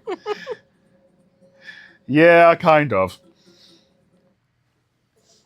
We'll be heading out to go see the new Superman movie. Nice, we want to see that. Yeah, I want to see it so bad. It looks so good. I'll finally be able to join the discussion on the inner ring. Oh, that's cool. Nice to catch the stream. Have a nice day, Josh and Alicia. Well, have a nice day to you too. And enjoy the movie. All right, there's only one world left. I said this was going to take multiple streams, but no, I think I'm just going to do it now. Oh my god. I'm on the last world. I'm hungry. Me too. But we can eat when this time is over. Yes. We have a mission to fulfill. Of course. Robo Knight, you have a mission to fulfill. The most emotion that man ever showed. He was putting his whole Toriosi into it. He was. It's Power Rangers Super Mega Force we're referencing there.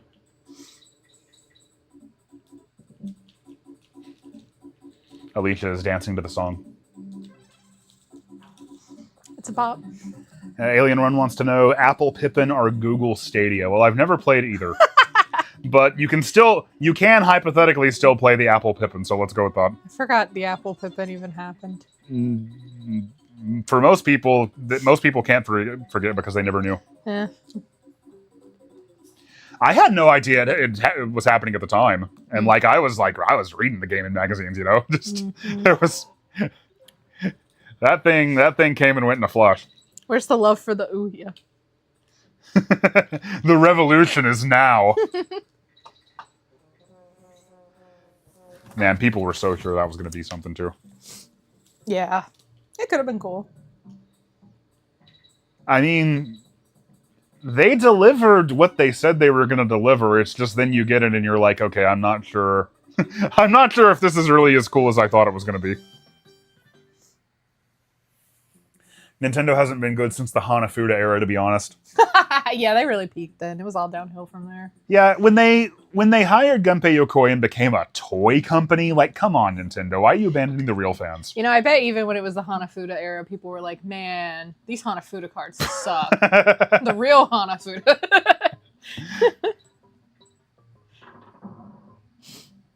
Same as it ever was. Watching the days go by. Water flowing underground. Watching the ghost barrels. Being spooky around town. I like the ghost barrels. I think they're cute. No. Oh. I don't like the ghost barrels. Alien Run says, I literally didn't know the Apple Pippin was a thing until just now.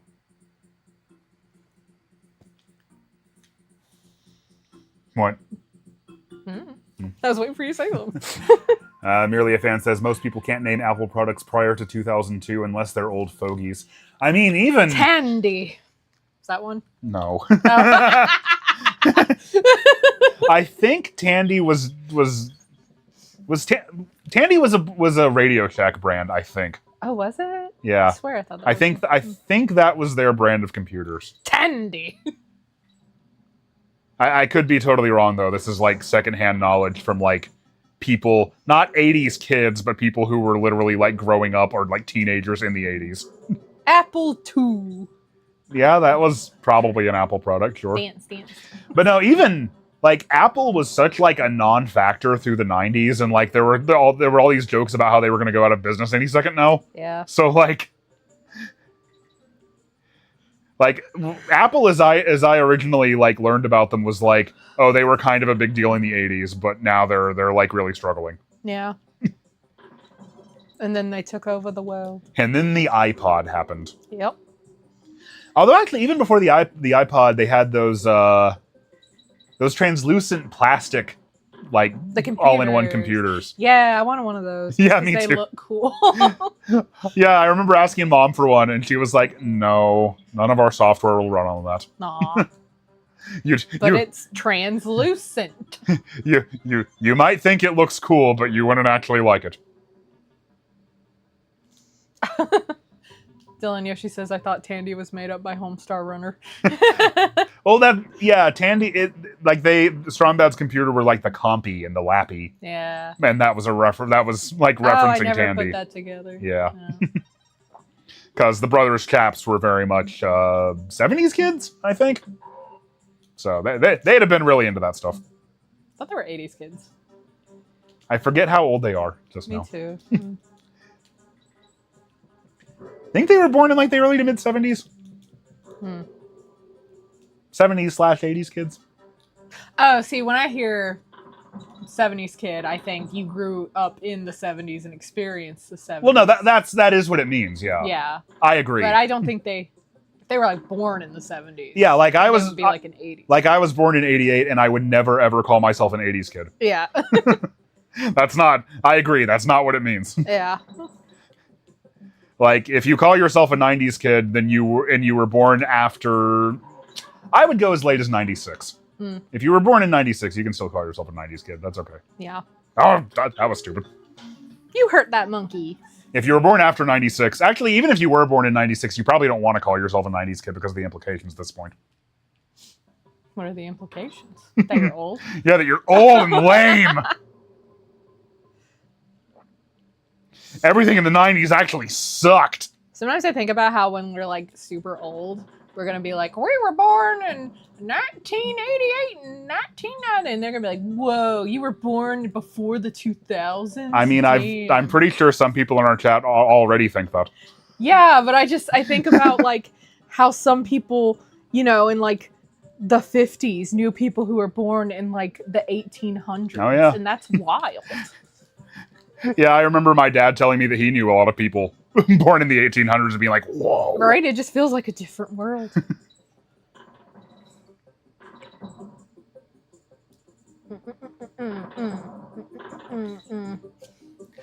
But no, I mean, I remember like when I was a kid, just even learning that somebody was born in the 90s was weird to me. Yeah. It's like, whoa. And I was born in 92. I know, you're little. You're a literal infant. A screaming baby, yes. A 32-year-old baby.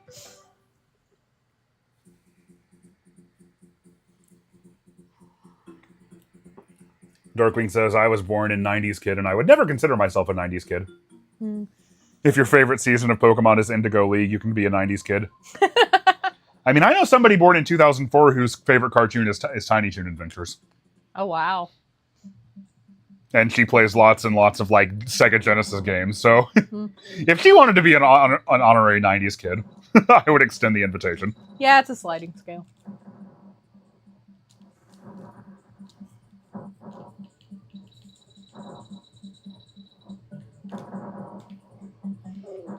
Your granddad saw the coronation of Queen Elizabeth II? That's crazy. That happened in...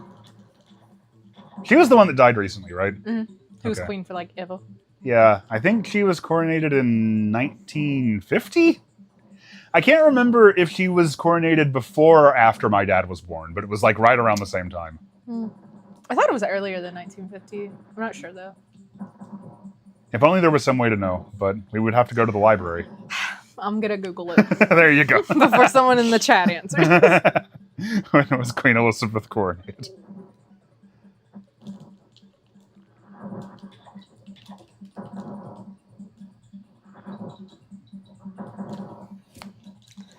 $1953. Okay, so right after my dad was born.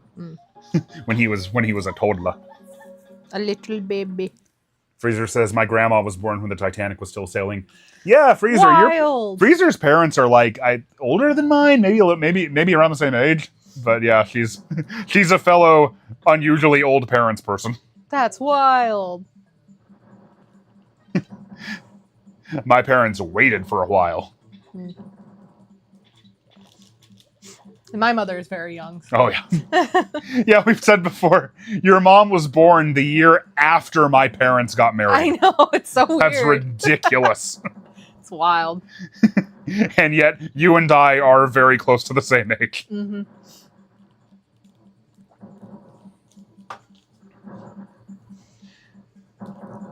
I'm glad, I'm in retrospect, I'm very glad that I didn't know you in 1992, though.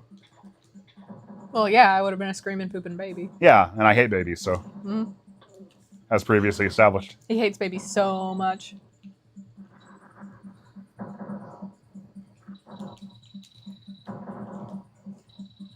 Man, you gotta focus on this one. There we go. Nice. Coronated, I think you mean crowned.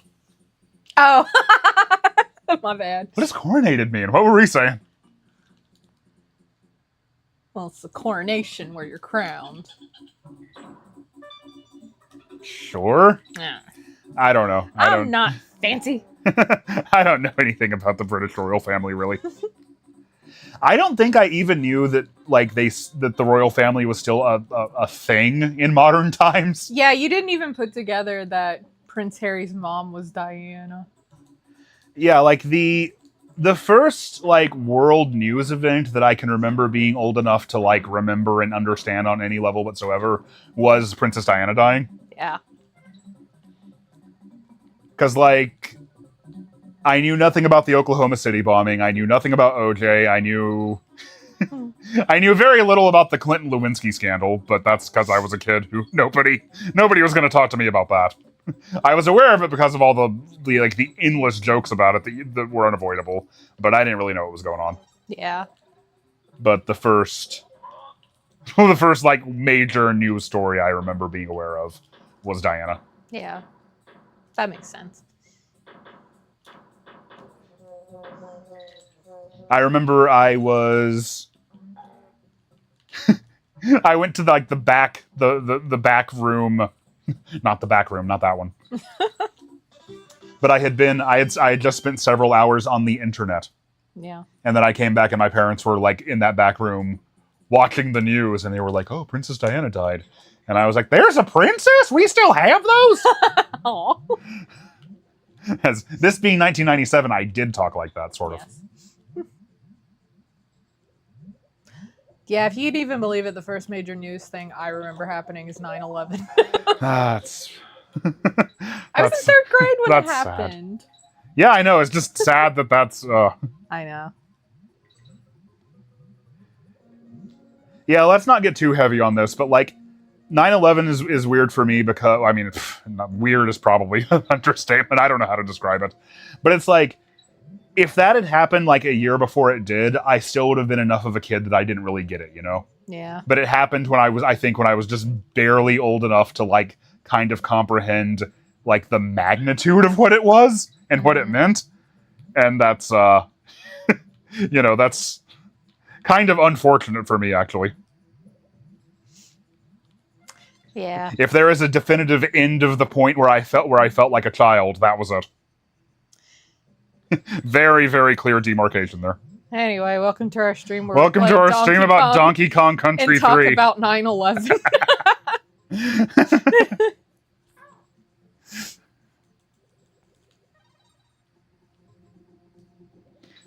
What's your guys' favorite part about Poison Pipeline? Mine's the poison. Josh assumed Princess Diana was a Disney character. Yeah, kind of. Oh, Spirit Gong says, to age myself, one of my first words was O.J. Simpson because it was on the TV so often. Oh my god! That's hilarious. I can't imagine being your parents and then your baby drops O.J. Simpson. Ooh, dude, somebody says I was on a plane to the U.S. when 9/11 happened. Holy shit, what happened? Dude.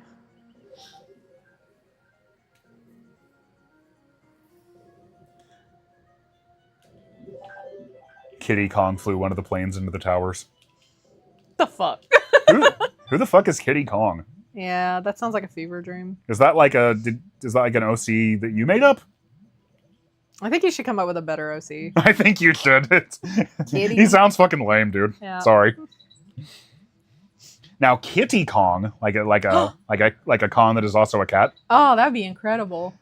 Ooh, like a cat. You can have like a furry cat girl Kong.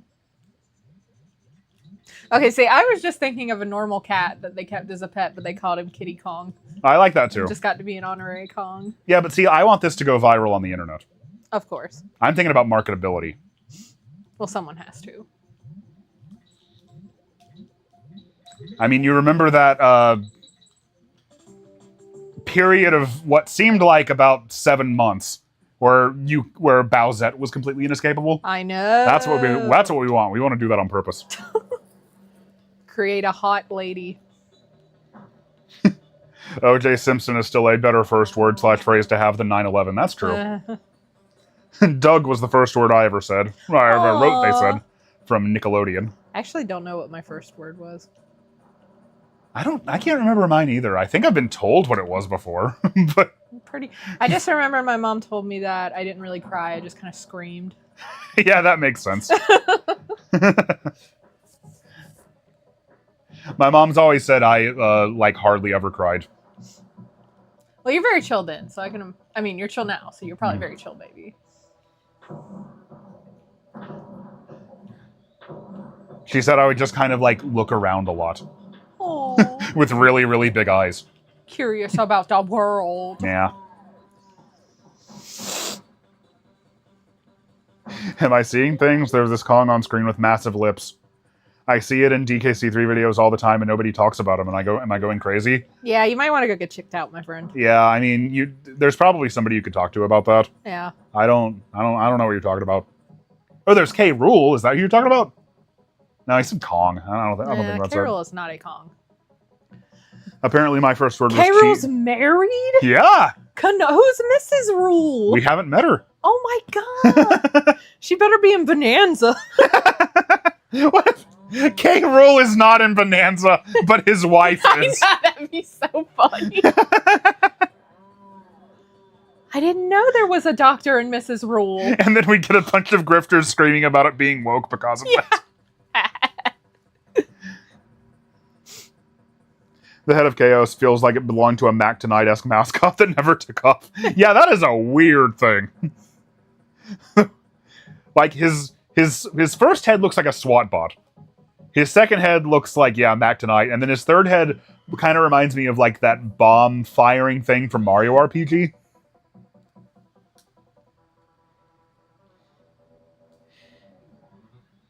But yeah, your first word was cheese. Aww. And then you didn't say anything else for 2 years. Now, to clarify, was your first word cheese and then all you said was cheese? Or did you just say cheese a single time and then not say anything else for 2 years? Yeah, was it like that episode of Haruhi where the cat talked and then never talked again? Oh, I've seen that before. Oh, that was funny. Mm-hmm. Pretty sure the cat never talked again. It's been a while.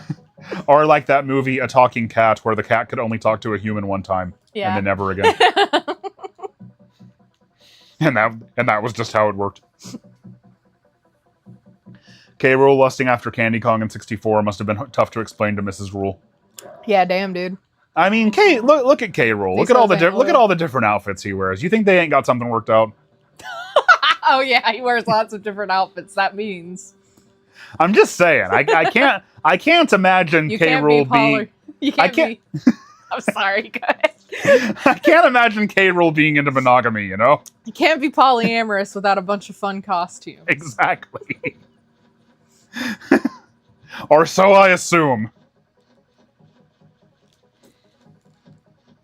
Oh, I haven't watched Haruhi in years. That's another one I need to go back and watch again. Remember when people on the internet were really into Hetalia? I was on Tumblr during that time. Don't make me think about that. Yeah, I remember that. Yeah, man. I never watched Italia, but yeah, it was freaking everywhere. Somebody I knew was into it a little bit. I think it might have been Kalen. I don't remember. Oh, I wonder which country or whatever was his favorite.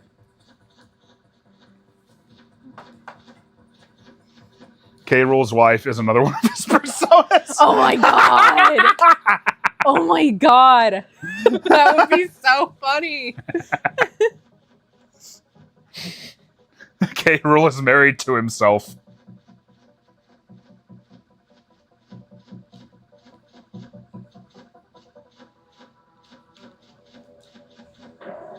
I like his funny little jetpack. Yeah, me too. That's his up special in Smash Brothers. Oh. Daisy, what's your up special? Daisy never gets up. She lays on you whenever possible. Eating can, mother. That's her up special. At around 9 p.m., she briefly gets off of you and goes to the kitchen and eats. Yeah, and then she comes right back. She is my baby, my little Velcro cat.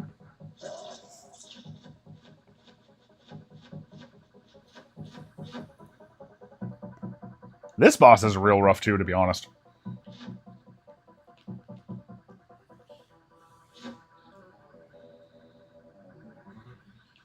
What you looking at? I was reading I had a friend that was pissed that Hetalia didn't represent Latin American countries. I'm from Chile. It didn't? That's stupid. I know, like, other than the countries being waifus and husbandos, like, I don't really know much about Italia. Did they write a strongly worded letter to anime about it? They should have. Like me and my friend Steven did in Nickelodeon. Anime. To John Anime, creator of anime. Yeah. This very last hit walled me hard as a kid. Yeah, this was tough. But, like, it's funny, like, you always expected that, though. Like, of course I'm going to get to the final boss and it's going to be trial and error. Everything is trial and error. Mm-hmm. It's weird if it's not trial and error. I was talking on Blue Sky. By the way, there's a link to the Blue Sky in the description. If you want to follow me there, I'm on there pretty much every single day.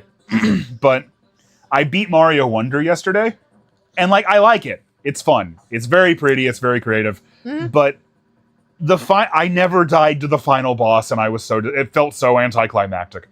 The game as a whole, I kept, like, every time I would play it, I would be like, maybe this time is the time where it really gets tough, and it just never did. Yeah.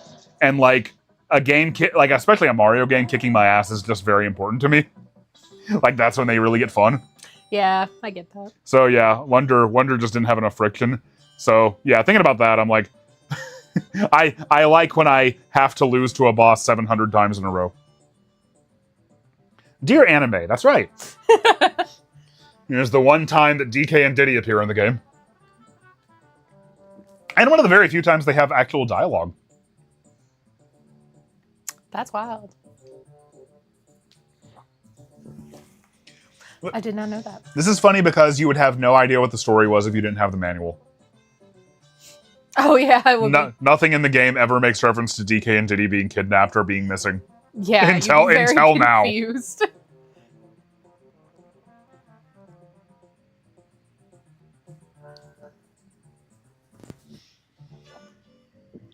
Dixie Kong's photo album. Her little pixies. Picturies. Well, I think we have now earned the ability to have dinner. Woo! Oh, I tried to get him to watch Gurren Lagann, but he wouldn't. Surprise, surprise. I might. I'll have to be in the right mood for it. It's a really good mech anime. I was watching it while you were in here not that long ago. Kaguya-sama. You were watching that randomly, and I came in at the perfect time, and that got me. That's one of the other rare shows that you got into. I mean, if you've seen Kaguya-sama, you'll know what I'm talking about, but he happened to see the wiener bit. The wiener bit? Yeah. Out of context, it's even with context. Yeah, true. With Chika and Kaguya. And then he was like, oh, I gotta watch that. Eduardo says, I wonder what's for dinner. Maybe that was a Zelda CDI reference. Maybe it wasn't, but I turned it into one regardless. I feel like it kind of has to be. I can't wait to bomb to dump. I'm so hungry I could eat a Nocturrock. Oh my god. Yeah. That's really hungry.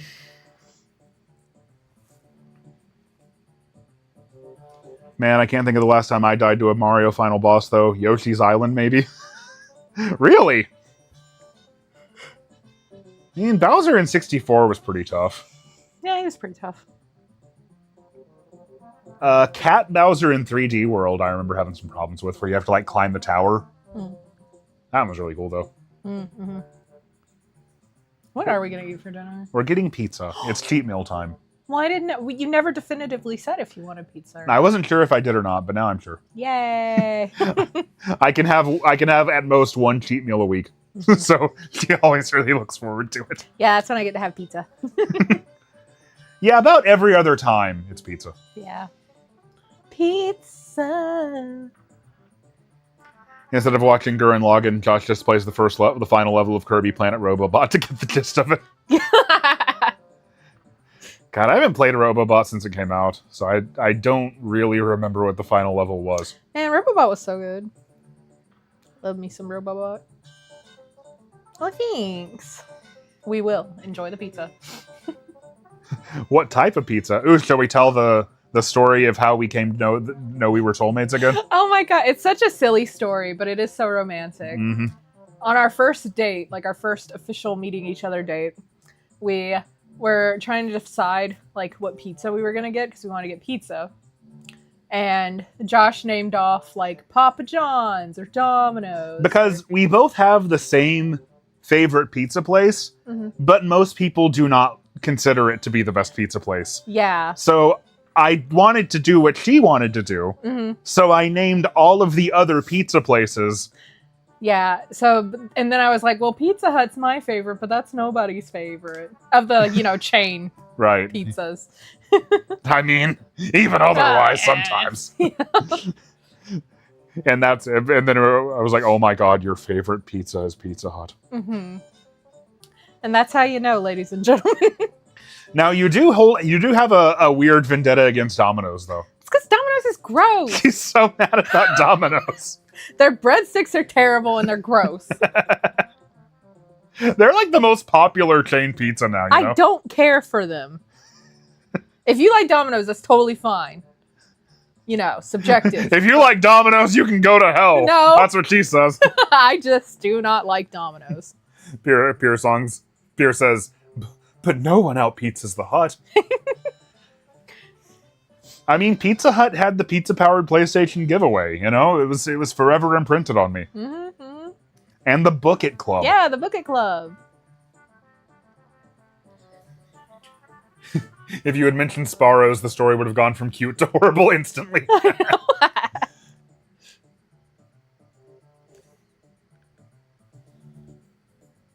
Oh, we just get pepperoni. Yeah. We go for stuffed crust sometimes. Ugh, yeah.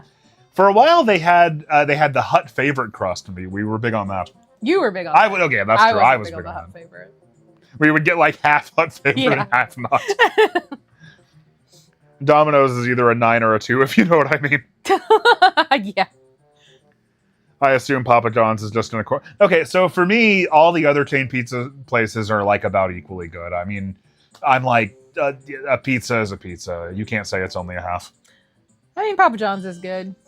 But Pizza Hut is still my favorite. But see, like, my brother and all of our roommates, our other 2 roommates, only ever wanted to get Papa John's, so I could never get my stupid Pizza Hut. Alicia pulls a navigator. If you have not experienced the pizza madness of Pizza Hut, you are stupid. Also, I feel like Pizza Hut was just at its absolute peak, and it was really, really, really, really great in the 90s. And we just chased that forever. Probably. You're not wrong. For a while, they had pretzel crust. I loved that because salt. Did they? I don't remember Pizza Hut ever having pretzel crust. Yeah, I remember Little Caesars having it, and we tried it, and we're like... And it killed you. It did kill me. That's true. That was way too much salt. Yeah. But I guess we should probably stop talking about pizza and go order the pizza. Yeah, it's just making me more hungry.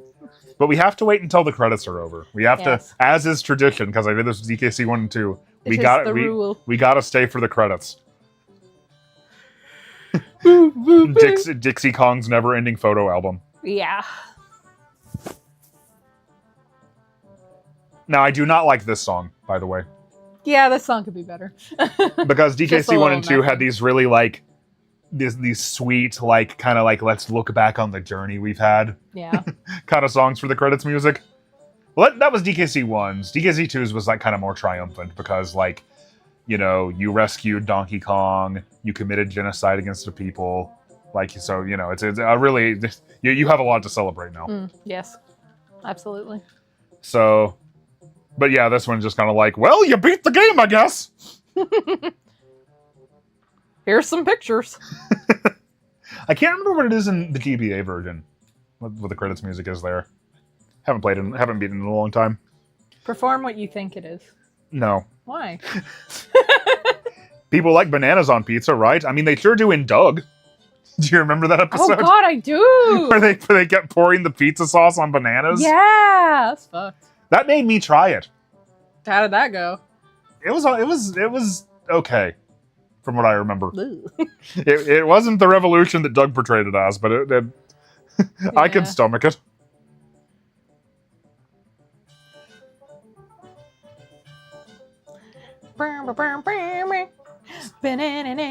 Swinky Kong is also dead because he dies in the Mario movie. That's true. And he's probably also in hell. This feels like the music for a really breezy bonus level, not the end credits. I know. It's really weird.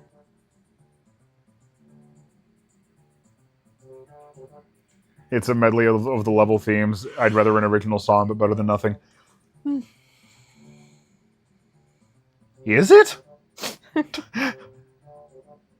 Maybe Sonic has spoiled me on end like in-game end-game medleys based on level themes. There we go. You did it. Sorry, there was nothing on screen and it was throwing me off. What? Swanky Kong died? Yeah, in the Mario movie, there's like a very brief scene where like you see Swanky Kong in a cart and then he crashes into something and explodes. I guess we don't like see his body, but That's true. He can still be alive.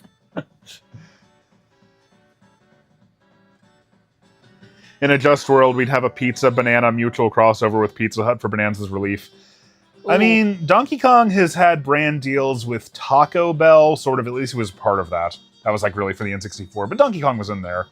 The big one I remember was Lunchables and Dr. Pepper for DK64. It was like if... there's an ad of something like, if you want to beat DK64, step 1, drink Dr. Pepper. Well, now they'll probably put him in Fortnite and have like an official VTuber. I mean, maybe, but Nintendo hasn't done anything with Fortnite beyond having a Switch. Yeah. Having a Switch. Ooh, M. Kelbow. Who dat? That's the what was his actual role? He was like the president maybe of Retro Studios. After this, obviously, he wasn't there yet. Yeah, but he was instrumental in getting Retro Studios to make DKC returns. Oh, that's cool. And then there's Swanky. He's dead. The Blue Kong has a name. You guys have got to quit, like, I don't know. Yeah, we're not gonna fall. Doing drugs and watching. I mean, do it to relax. Don't take those hallucinogenic ones, you know? Yeah. Dr. Pepper is a great soda. 999 was my favorite game for a long time, says Dylan Yoshi. You played that, didn't you? Yeah, I didn't beat it though. That's one of those games that I'm always like, I gotta get back to that. It's real cool. How has there not been a Dr. Pepper, Dr. Mario sponsor deal? I mean, I've been saying it since I found out they existed 30 gosh darn years ago. How has there not been a Sonic sponsorship? God, that should be like the most no-brainer.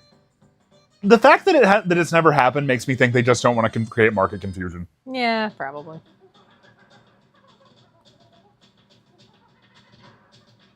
I should really get... I've sort of made it a goal, and I'm going to try to do it before Bananza comes out, but I may or may not make it. Running out of time. I want to do like 101%, 102%, 103% on my actual cartridges. Mm-hmm. And because I never actually have done that on DKC3 before. But anyway, we should probably go put in that pizza order now. Yeah, because I'm fucking dying. She's fucking dying. All right. Thank you, everybody, for hanging out with us. Thank you for watching the stream. Yeah, thanks for being here. You guys have a good evening. Thanks for providing the context for us to deprive ourselves of pizza until we finish Donkey Kong Country 3. Yeah. Do your spiel. Oh, remember to drink some water. Stay hydrated. Stay hydrated, yeah. Do something fun for yourself. Relax. That's right. Have a good evening. Play fun video games. That's my suggestion. Play fun video games. All right. And until next time, you keep geeking. We'll keep critiquing. Now, let's call the Pizza Hut call center. Yeah.